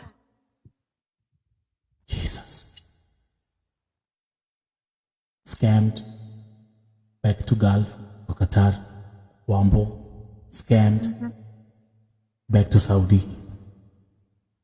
Betty. Scammed. Stuck in Kenya. Na niko kwa group yenye kuna around 30 people wanalia tu. Ni kama wanaogopa kuja live. Wako 30. Wako hapa nimeona nimetumia list Kamelita. Aya, usisahau kuna kijana alienda kuitisha pesa yake, alipigwa mpaka karibu avunjwe mgongo. Aliitiwa maaskari wa mtandika, akapigwa mpaka akipanda kwa lift, alipigwa kwa ndani karibu akufe. Na akapelekwa station akafungwa kama walilipana. And again, we are talking about Seraphic Travel Agency. Yeah. Nelson. Yes, ma'am. kuna kitu watu wa understand. Si kusema ati because ati sisi tunaenda Gulf tunakuja kulipa hizo pesa tuende mahali pengine because ati wanasema we are desperate. Ama ni hizo pesa zinatusumbua.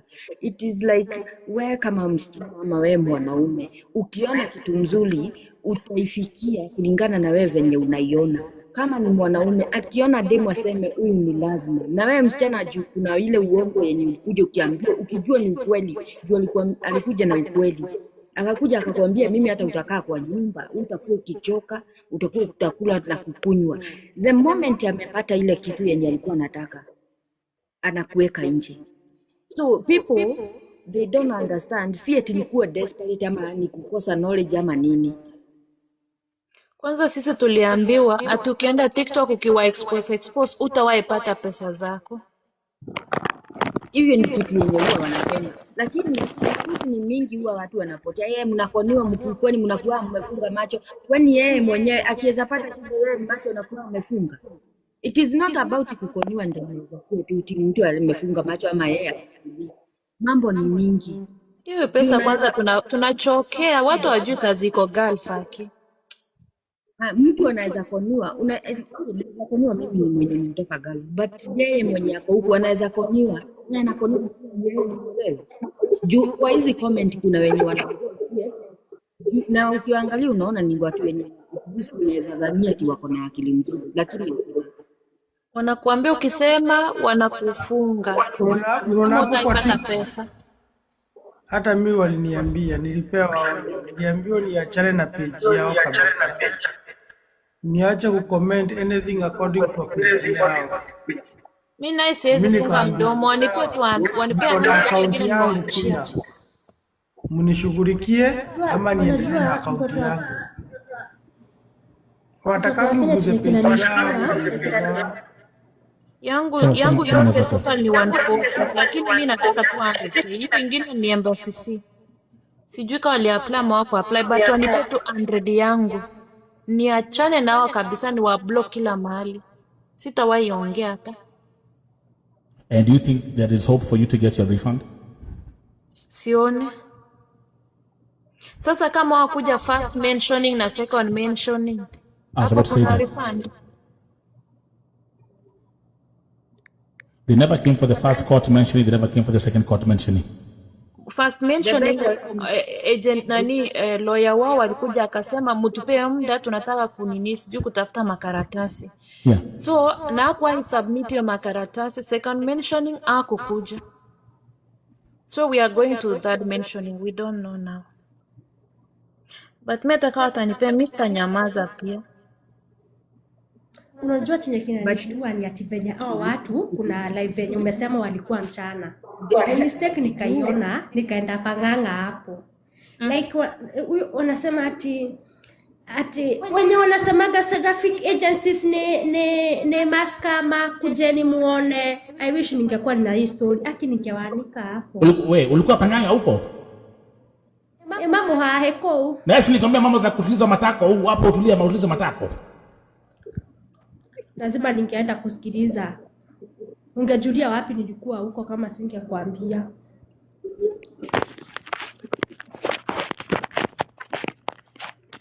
Haya, tafuna.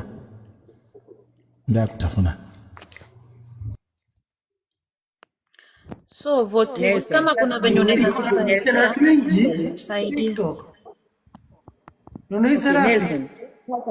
Kado na kuwa tunapatanga tu hapo tuna advertise tu kazi, ameshika tu passport hapo, Seraphic agent tuko na kazi, tunapelekana Kuwait sijui nini, kakona viewers sijui 6, followers wake ni hata wajafika 1500. Hadi siku nyingine nimekauliza, sasa wewe umeshika passport ya mtu unadanganya watu? Ukutaja kwa 6 viewers na 17 moderators. Ukutaja 17 moderators na kuna 6 viewers hapo. Thank you very much. Thank you very important. Yeah. Akona 6 viewers. 17 moderators. Anadanganya watu. Nelson, ngoja niambie mtoto wa Kenya. Mtoto wa Kenya, hebu ambia Nelson. Unaona yule mama mwenye amekuja kupeana advice hapa, umemkumbuka? Huyo. Umemkumbuka Nelson? Yule mwenye amekuja kusema Beijing kuna kazi, mufanye online. Sijui umemkumbuka Nelson? Yeah. Oh, thank you, very important. Nelson, naomba unaone nini, weke page ya Seraphic hapo, itasaidia wengine. I mean, it's not the biggest story. Let me tell you something. One thing that happened today. Baada ya Diana kuja hapa jana. Leo kuna huyo CEO anaitwa Annette. Alikuwa in inbox. Yeah. And she was trying to say that she wants to come on Vote TV and talk. And then she tells me, please do me a favor. Can you delete the videos and then we talk? I'll come to talk. No. Wait. Of course. But I understand actually why she was telling that this was before tuingie nifungue live ya leo usiku. Karibu kuna echo. Let me mute kidogo. So why she was saying that is because kumbuka before nikuje live sahi, Vote TV is live streaming 24 hours. So kuna recorded live streams huwa zina run. Na ni wajanja sana because interview ya Diana ilikuwa ina run ikiwa live stream again. You know what they did? They were all commenting on the live stream. Simi nilikuwa hapo naona. Marion Chebet was there. Si ndio mjumbe ulikuwa hapo. So Marion Chebet was there. There was another agent pia. Walikuwa hapo chini. I think even Annette was down there. Right? So they are smart. They know that they cannot come here now. But I can promise you they have been watching this story the whole time right here on FYP or with some pseudo accounts. They are here. But wewe unasimamianga wanyonge. Just fight for us. That's why we are here. So, I mean, we're not wasting this time. I mean, did you see even, and everything is working. I mean, things are boiling nicely. Story of Stephlee too was in trouble. It ended the same thing. Jackie alikuja hapa because she was at the end of the road. But see what happened today. So at the story, Seraphic travel agency, and let me tell you again, these motherfuckers, they are not registered with NEL. So stop giving them your fucking money. It's that simple. Yeah. Mtu akuelewa aelewe. And also I understand how they recycle their agents. You know? Kama sahi agent wa Kamilita wa Diana, her name is Sharon Akinyi.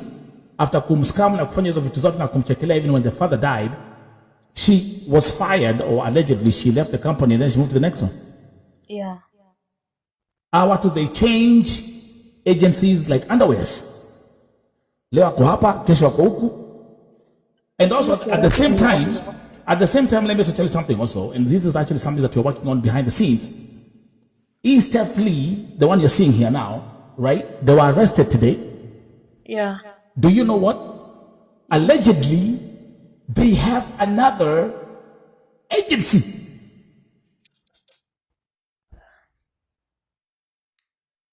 Walianza na hair farm, ikaenda chini ya maji. Then they launched Stephlee too was in trouble. Inde imekula watu vitu, imekula pesa, kukula mapesa. This woman we are looking at approximately 50. I said on day one. I'm looking at 50 million. Musiria akuja tembele Seraphic. Tuko wengi tunateseka. So what we have to do is also, we have to be fair enough. Yeah. And we have to face these agencies and these korogosho, pathetic species. We have to approach them from all angles. Yeah. Give you an example. Vote TV can only expose this much, or we can do this much. Mosiria can also do this much.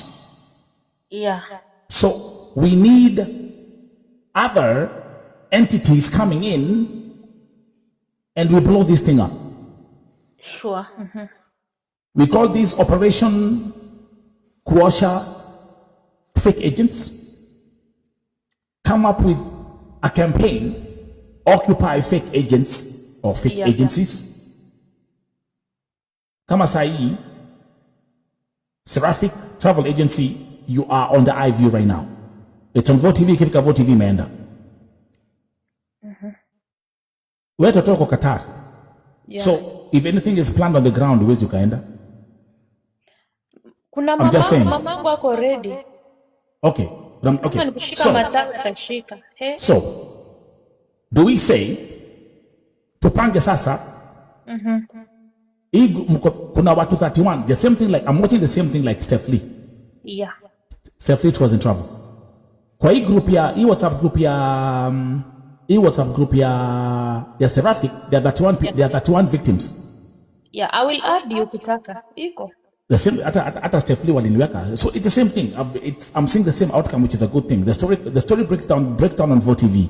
VOTV does a whole campaign 24 hours. Then we get to the next level.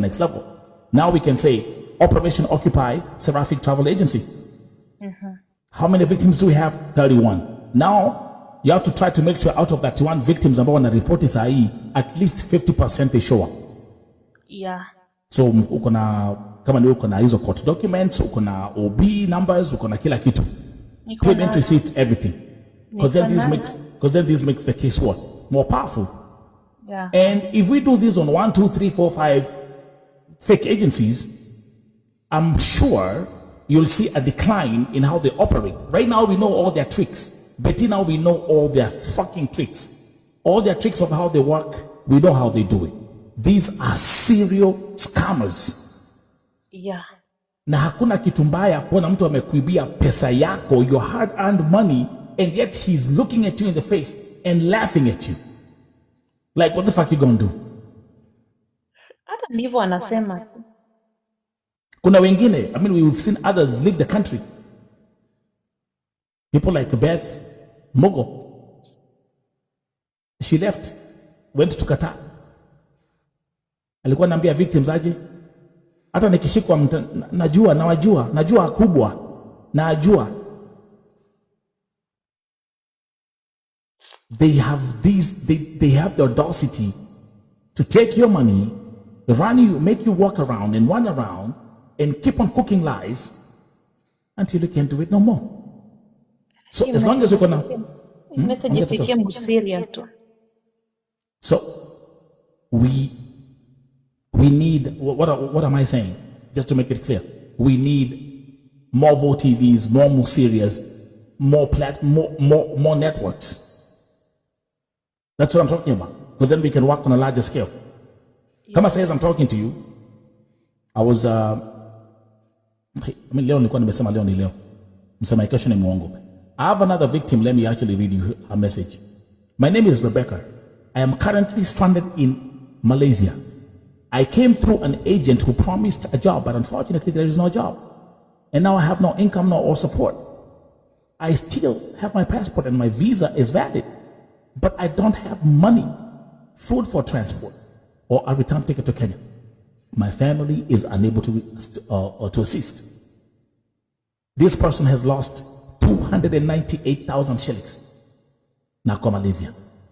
So do you see what I'm talking about? My inbox haipumui, na kuna wengine niko na watu wako Kuwait saa as I'm talking to you. Niko na watu wako sijui wapi as I'm talking to you. Kuna jamaa anaongea Kikisi roaming on streets in Dubai. I've been tagged all over. So yes, thanks God we have TikTok, because through TikTok we can blow the whistle, we can blow the trumpet, and then from there we now start taking the next steps. What do you guys think? Because mtu kama sahi, mtu kama Betty, nikiangalia mtu kama Betty Kare, Betty yako Kenya, man. You know what I mean? Betty yako Kenya. And pesa yake yote ya Saudi imeenda. It breaks my heart. Na sina la kufanya. Saizi huyu Magi hapo, huyu Wambui ako hapa. Hebu muulize yeye mwenyewe aseme, ama hadi mtoto wangu yuko home. Haendi shule, sina pesa ya kulipa, sina job huwezi pata. Nelson. Na mimi amesharidhika. Nelson, let me tell you, my brother. And I just want to thank these ladies who are here, who have come up. na wametoa maoni yao, whoever got the evidence. Kitu ni kwamba msidanganywe. You know, I was called wakati nani huyu mama wa Stephlee alikuwa being arrested. And you know, ile kitu alisema at the first place ilikuwa eti mimi nimekuliwa kwanza, kwani mbona mnisaidii? You know, it's sad. It's sad. I've had a few agencies kutoka nyumbani naongea now. Nelson, you are just my neighbor. I tell you. You are just my neighbor. I've been campaigning for this and I look at it and what you are doing, because of my work, I'm not doing what you are doing. But I follow these things, I see them. Hata nilikuwa naangalia, najiuliza, hii ni nini? Sasa huyu ameshikwa ndio anasema eti mimi sina pesa. Mimi nilikoniwa. It's total lie. Then she even said I had this agency ilikuwa inaitwa Montet kama nini na nini huko nyumbani, wanadanganya watu eti na kupeleka Canada na US with a work visa. No, not a work visa, a visitor's visa. Nelson, you are in US. Uniambie mimi unitoe hapa saa na a visitor's visa, nitakuja nipate kazi? Let's be realistic here. That's sometimes I lack words. I'm telling you. Nelson, I just lack words. I'm telling you. I lack words. I lack words. I'm traveled around the globe, Nelson. I'm not young. Right. I'm not young. I've seen the world in my young. I've seen the world. I open up my camera and I tell you. I see this. You advise our Kenyan people. They don't want to get it. But you know why, Evans? You know that we look at these things from two different perspectives. We have people. The way we look at this from, kind of like right now, you being in Canada, me, I'm in the US. The way we analyze it from our perspective is very different from someone who's in Kenya right now. Kwa sababu ule mtu ambaye yuko Kenya anasema, what can I do to leave this fucking country? There is this Gazoni. There is this Gazoni. I spoke to Gazoni. Yule yuko kwa Stephlee. She has never even left the country. I don't even think she got even a passport. But they're the ones who are here blowing the trumpet. Wakiambia watu mnapelekwa. That's actually your part. Wanakupeleka USA, Canada.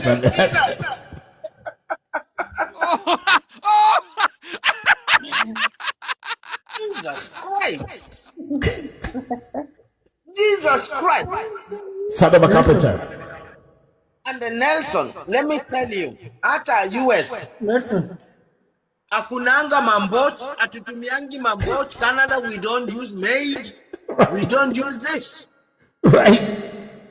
Like as you're talking, Evans. Mtu amekaa in a room pale anakuambia mimi nakupeleka ukwe mboch Canada. Right. Lipa 250K. Really? Do we use those things? Lipa 250K.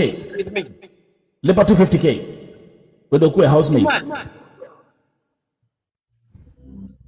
And you know what they do? Who says these things? They pay. And they're paying. Lakini ile kitu najua na watu wetu kama wa Kenya, we want easy way and easy money quick. Thank you. I agree. The one I agree. Oh man, I gotta give it to you for that. Mtu akikupatia tu kanini ka propose it na kupeleka US with the 100K. Kwani Nelson, wewe hata vile ulifika US, I asked you and you can confirm it here. Wakati ulienda US, did you use even 100K? You use more than that.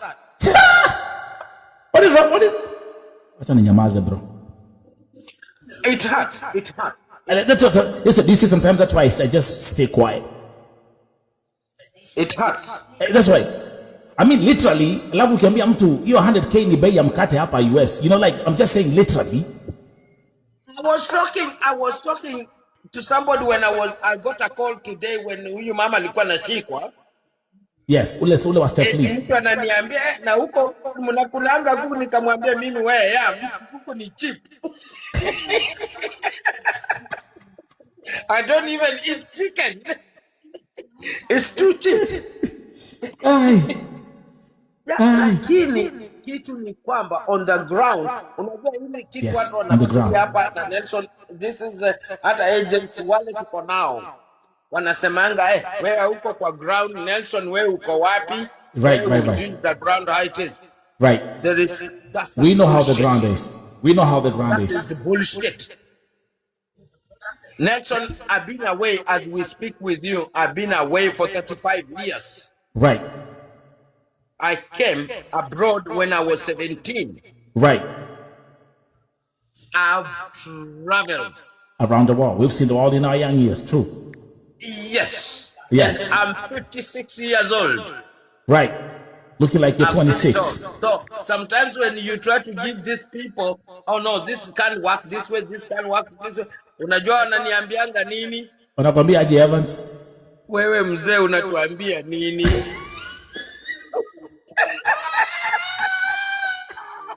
Evans, I just like this. Nelson, am I that old surely? No, you're not. I'll be fair here because Duare. You're not. Duare. I'm not that old. Duare.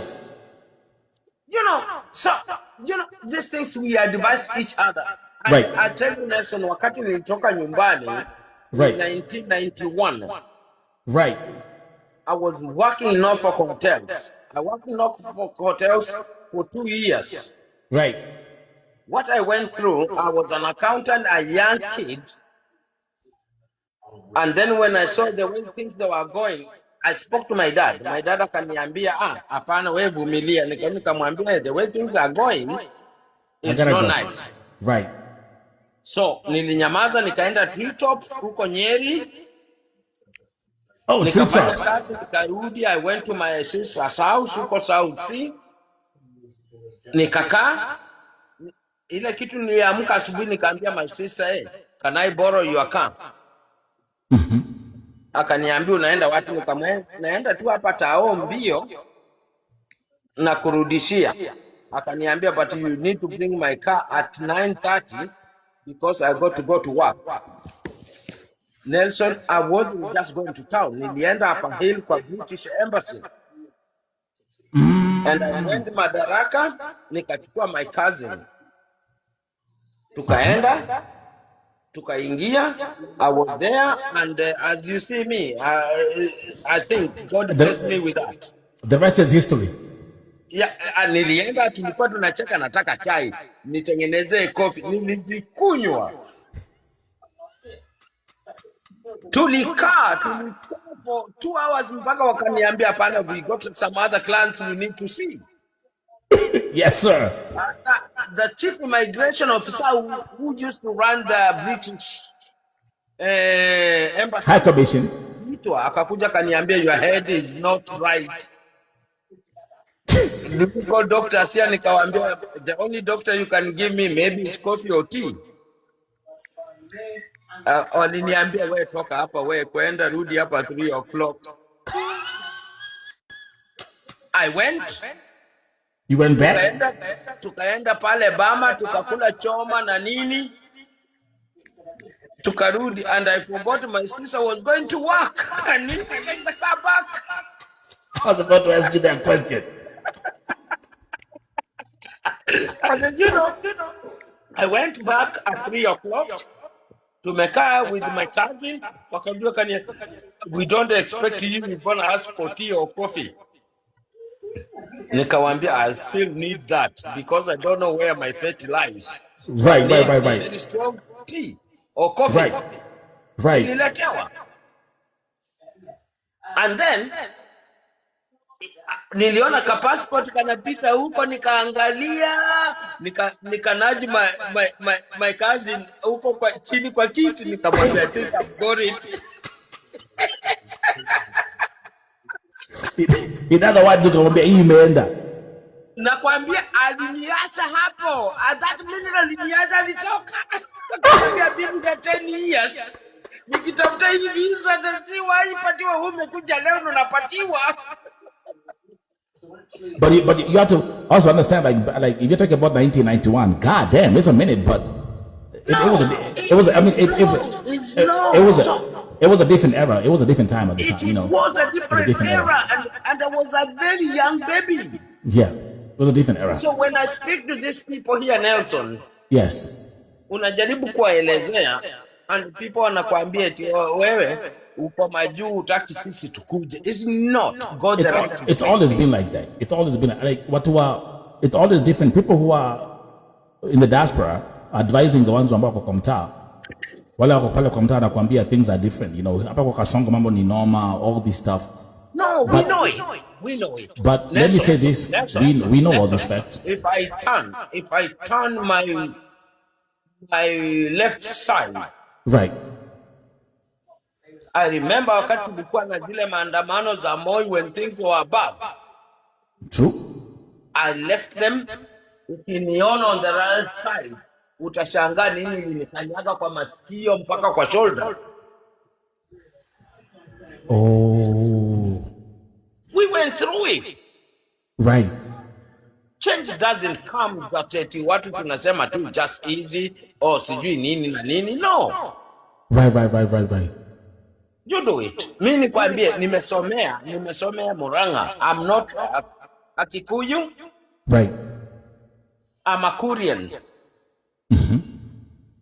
And I've lived my life nilikaa Ndumberi. So nakumbuka zile Gatata Farmers Association huko chini huko Kiambu. So you've been in Murema in the Murema zone. I'm part of it, and right. That's, I tell you. Let me ask you a question. When you are watching, did you watch when they were arresting? No, I was called. I watched it. All of it. You watched it. Yes. And then you remembered how it started on Vote TV. So me, I was sleeping, by the way. I know. Me, I was sleeping. I missed it. This lady, Jackie. This lady, you know, she was the way she made the noise. Yes. The restaurant, Jackie, yes. Yeah, fucking Jackie, amazing. And you know, I sympathized with her. I sent her even my number. Yes. Amazing human being. One amazing woman. She's amazing. I like, you know, actually, Toto na nyinyi ambao mko hapa watu wa hii nini inaitwaje? Seraphic agency. I want you to study what Jackie did with Stephlee and we implement the same formula. Unajua sasa mimi niko mbali. No, I'm just saying, kuna group, kuna WhatsApp group. Yeah. Wale wako kwa mtu.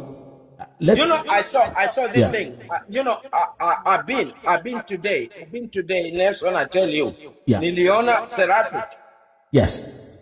Wakikuja walikuwa hapa and somebody sent me akaniambia book panda hapa. Right. Total crap. Right. Total crap. Yes. Actually, no,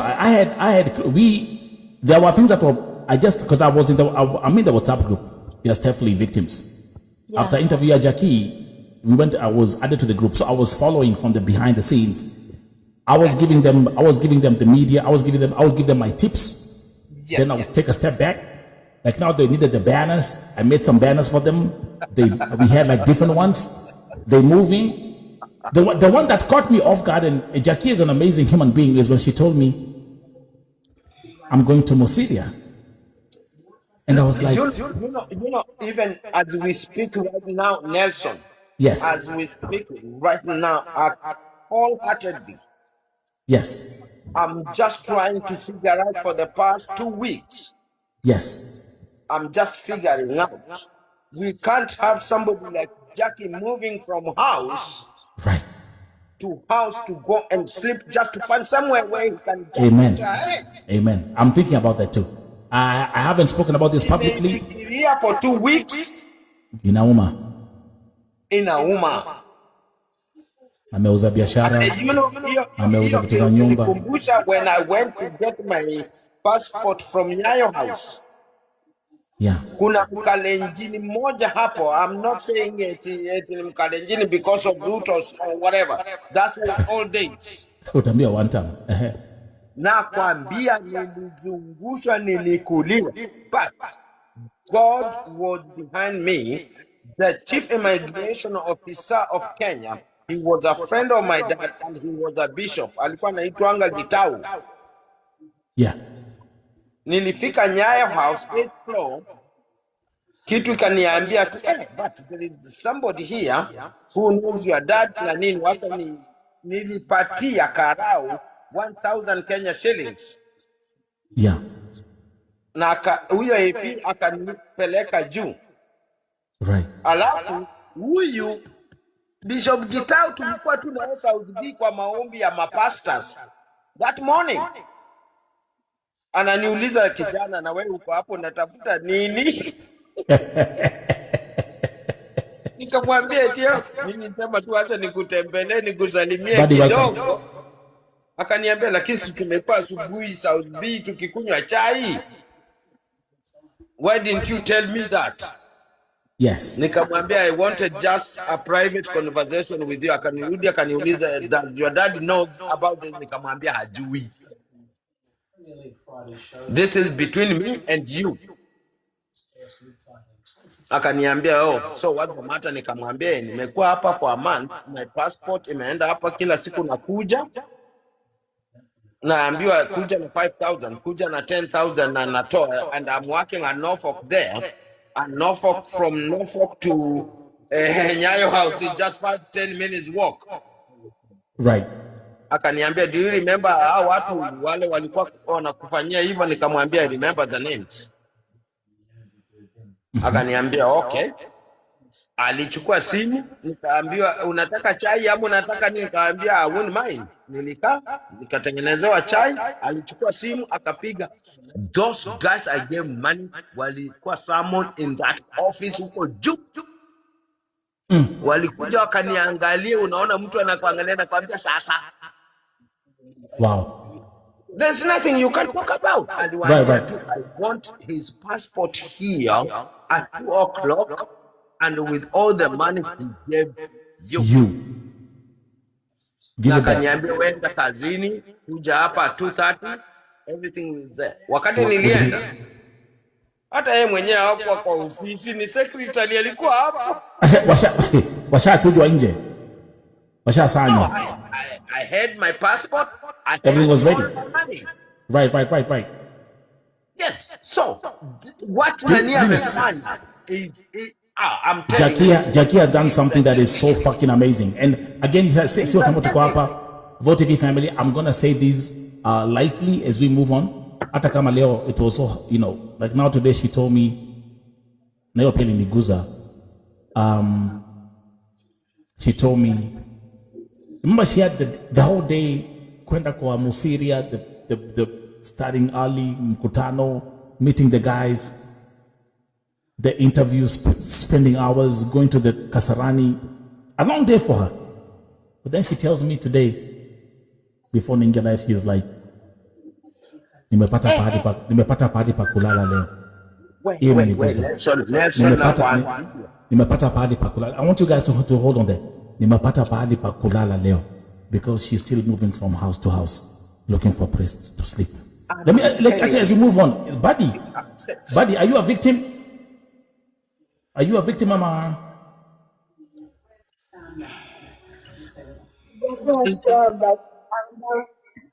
Ati?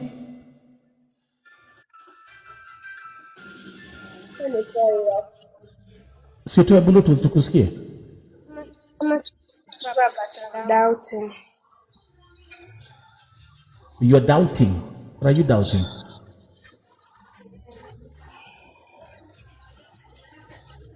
Are you supposed to travel? Just meet someone here. Yeah, nimesema just meet someone here in TikTok. Tukaongea na yeye, then I have just sent for 5,000 4 days ago. Goja. Akanitumia over everything. Wait, Goja.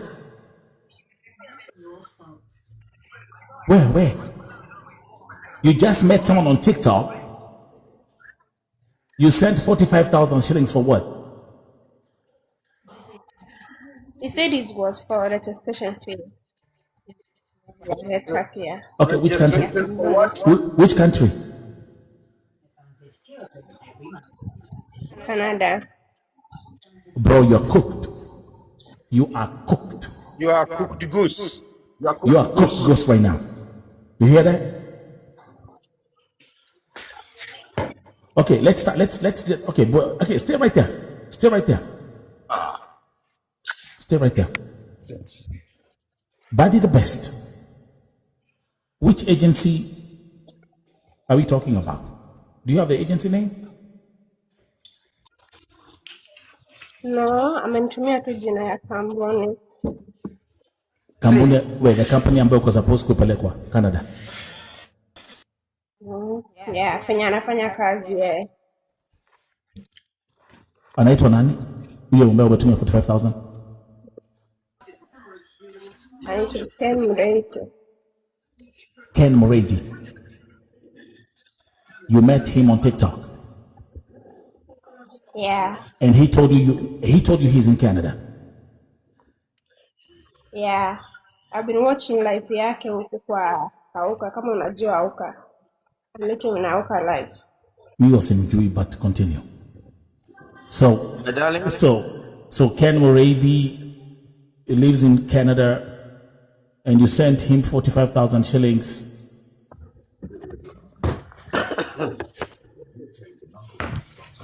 I rest my case. Anybody want to say something? Uko wapi? Nelson, hao watu huambia mtu, kuna mtu mwenye alikuwa ameni-inbox huku TikTok. Akaniambia ati yeye ako. Hiyo kwanza alikuwa msichana. Anafanya kazi, alikuwa huku Saudi, akinipea story yake. Akapatana na mtu anaitwa Peter something, atu alikuwa Canada. Jesus Christ. Sasa juu ulikuwa hata sasa mimi nilimlipa 70k akaniterminate ya contract. Venye aliniterminate ya contract nikarudi Kenya, sijui nikafanya nini, saa hii niko Saudi. Nikamwambia hebu nipe namba yake nijaribu kumpima. Akanipea namba huyo Peter HR. Nikatext huyo Peter nikamuuliza sasa nasikia unapelekana Canada, mimi niko Saudi, nilimwambia niko almost kumaliza contract.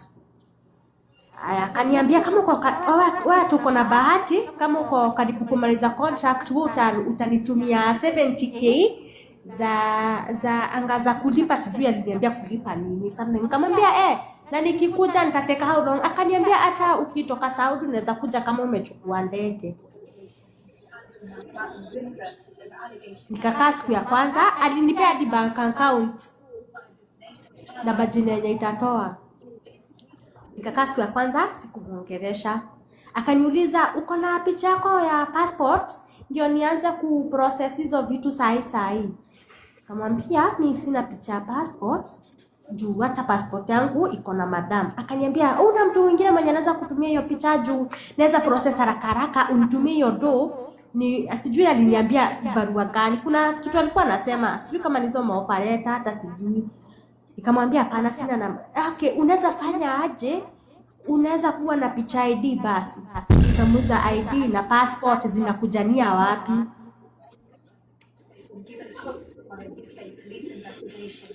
Tukakaa day 1, sikumtumia hiyo ndo. Tukakaa day 2. Day 3 ndo ananiuliza, kwani huko unatuma ile pesa nianze process? Nikamwambia hapana, hata banki yangu imekataa ninajaribu ku-withdraw pesa kutoka banki ya Kenya inakataa, sijui shida iko wapi. Akozile sasa kama utaki kazi kaa, mimi wanga sibembelezi mtu. Can we go back to Buddy the Best for 2 seconds? So Buddy the Best, I want you to, and so as we're having this conversation, you've already sent 45,000 shillings to this Moredi guy. Yeah. Can you please explain to us, how did you link up?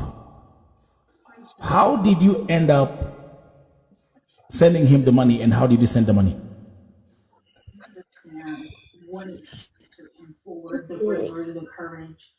Nimemeet na yeye kwa live akieleza still how people to get to travel to connect to Canada. Then I inboxed him nikamwambia I would like to connection. Then akanitumia namba yao. Okay, ulimpata on TikTok live. Then Yes. ukamu inbox kwa TikTok. Yes. Then akakutumia namba yake ya WhatsApp. Akanitumia namba ya WhatsApp, yes. Okay, let's continue. Then we make a video call while tukiwa tunaongea. After kuongea akanieleza everything, so akaniambia since I'm here, the easy way is me to connect you. Ukoje. Now the way I can connect you is about you can put like 70,000 hiyo mwanzo. Sisi ya kwanza. Jo aliniambia fee utalipa 20,850. Registration fee. Registration.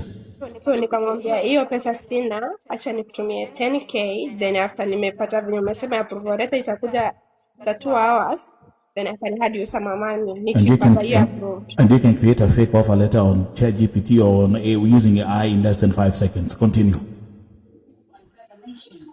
Yeah, so after kesho yake nikapata at 9:40 akanipigia simu akaniuliza umepata offer letter, nikamwambia sijaona, sikujua kucheck email. Nikamwambia nitumie kampuni imenitumia data nifanye research. Niko na messages mengi. Then he used to send me the name of the company, Riverfront. I went to my email, nikapata message already iko huko at 9:40. Nikamwambia nimepata message, akaniambia go through it, then after all kuna place utasign nitumie. So niko Saudi. What I did nikakimbishia, kuna mwalimu yako hapa kwa nyumba kwa watoto, nikamuonyesha barua, akaniambia no, don't sign what you don't know. Go for it. Wait a minute, uko Saudia? Yeah.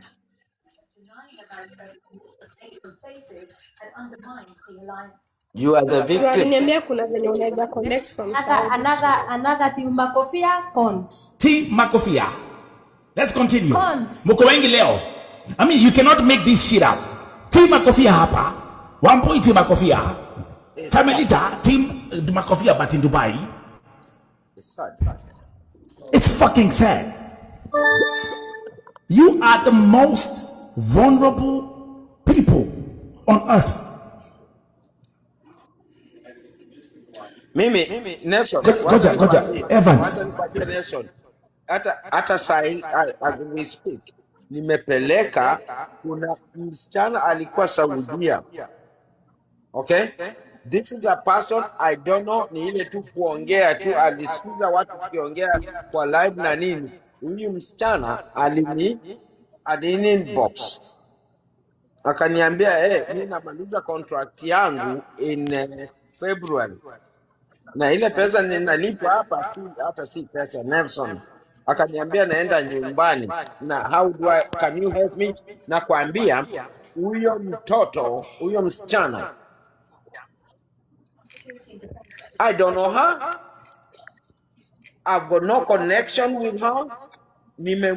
Nimempeleka baharini, ameenda into a company. I had to fork all my money out. 250k. Alifika last Friday. Ndio aliingia huko. Alafu kuingia niambiwa anafaa fanye medical, anafaa fanye nini, nililipa. Na kuambia huyo mtoto wa watu maybe hata niona kwa maisha yake. Apart from just calling me, we've never even video talked. Let's do this. We help each other. Evans. Muffins is saying, I have the number to that Morethi guy. Muffins, can you go to my bio? Go to my bio and send me that number on WhatsApp right now. Let's go back to Badi. Let's come back to you, my sister. So now here you are. You send Ukatuma 10,000. You sent 10,000 shillings, right? Yes. Your boss warned you. Even your boss alikuwarn, correct? Why are you sending money to someone that you don't know? Yes. Then go and do research, then we can send another money. So what happened after? So ukatuma ya kwanza 10k and then what happened? Ukatuma then the next how much? Yeah, kutuma ya kwanza hiyo 10k. What he told me akaniambia, so I confirm for the nilituma before atume letter. So venye alituma letter pia nikamtumia 20 what? 29,500. So now we at Hiyo letter imetoka. so now we are 39,500.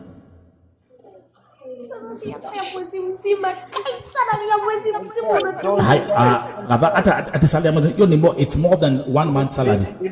Your salary is 30,000. Tuendelee. Let's continue.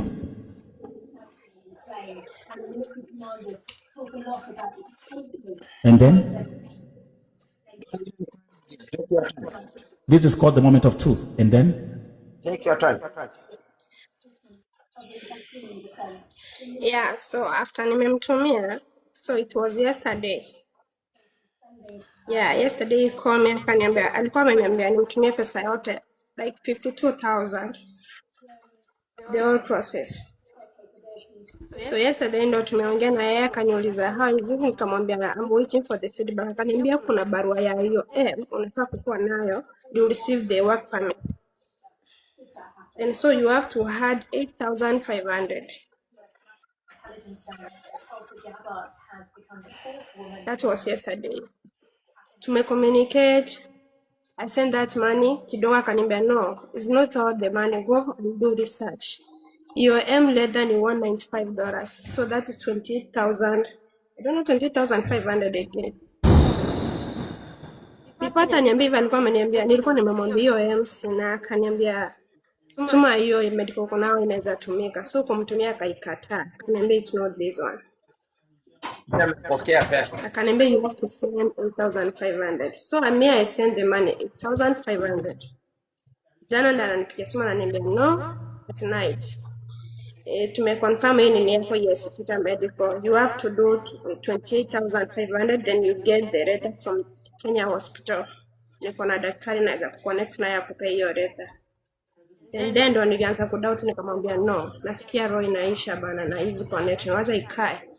Akaniambia no, just trust me. Yeah. So my sister, just like that, you've been dumped, you've washed away 47,000 shillings. Don't just cry. Like that. It's gone. Never cry. It's gone. That is gone. Amanda. And actually the good thing is, you know what? At least. Welcome to Vote TV. Mama. Now there is one last question, Nikonayo. What's your first name? She was a rising star. Huh? What's your first name?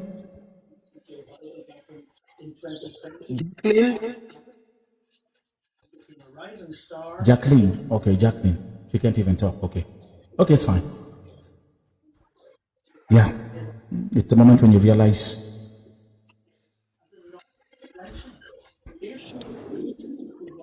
Jacqueline, do you understand? You see, you Evans, my sister. He's in Canada. My sister, this is not the process. It doesn't work like this. There are two people that have been mentioned over and over and over and over and over and over again about this Canada scam situation. The name Steve Safari has been Goja. The name Steve Safari has been mentioned a million times. And now we have Peter Marie. Do you have an offer letter? Do you have that offer letter with you? Can you send it to me? Can you send me the offer letter by WhatsApp? My number is in my bio. Do that, my dear. Do that, my dear. Do that. Untumia alafu utarudi, okay? Yeah, just send it now. Jesus Christ, son of a carpenter. Nelson. Msara ya mwezi mmoja anatabirira ya mwezi ingine. Ametuma mshahara ya mwezi ya kwanza, pesa haikutosha, then ametuma the next pesa mwezi ingine imeenda yote. 47,000 shillings just gone just like that. Hata mimi nilikuwa naambiwa nitume 70k.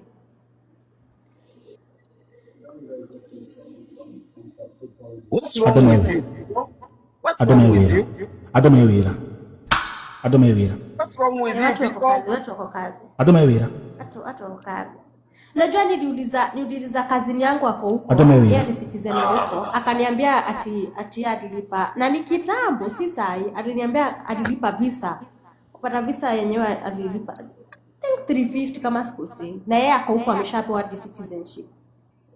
Adomewira. Huyo hata ndio aliniokoa juu kwa hold on, Camelita is I'm on the ground, I know it. Jesus and Christ. if you know I'm on the ground, I've been there for a year or two. I've lived in these shows for 35 years. Right. I'm telling you what I know here. Watu mnadanganywa hapa. This is crazy. This is too much, man. This is crazy, bro. It pains me. Nelson, you know, I've got 3 kids. I've got a 26, I've got a 24, and I've got a 22 young man. And all the time they've been asking, Dad, why are you doing this? Na niliwaambia, I'd rather tell somebody the truth than to lie. Camelita, Diana, ebu ambia watu the lady on the screen right now. Wani nani? Mwambia who she is. Huyu ni yule mwenye alikuinbox. Oh, God. That is Anita. Yeah. This is Anita, the CEO of Seraphic Travel Agency. On the phone. And ladies, goja kidogo, and ladies and gentlemen, kumbe Jacqueline, welcome to another Kisii lady. Kamilita Beni Dana Kemunto. Over here, I've received another one for Jacqueline Kemunto. Jesus Christ, if there is something that is, we can, let me tell you something, even just looking at the letter itself, without doing any, I don't need to do any investigation or nothing. Bogus. This document is so fake, it stinks. Even just looking at it, it stinks, bro. How are they able to do this, bro? How are you able to fall for this? How?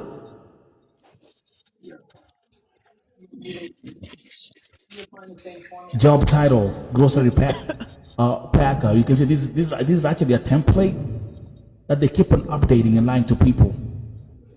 Job offer acceptance. The signature is fake. Jesus Christ, son of a carpenter. You can even tell, even just by looking with the naked eyes, Jameni. The document is so fake, it stinks.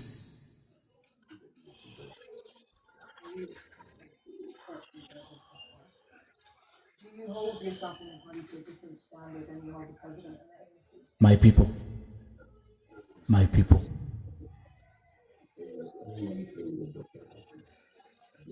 Do you know one thing? Can I tell you something? Can I give you a secret? Do you know what our agency wanasema all the time? Do you know what they say? You know what they say? Wanasemanga aje? Adomena abia. Let me translate that for you. Watu wako na pesa. That's what they say. That's your anthem.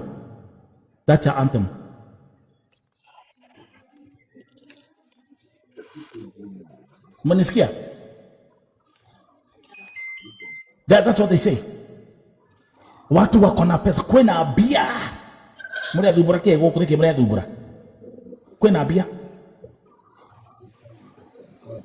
Jacqueline, welcome back.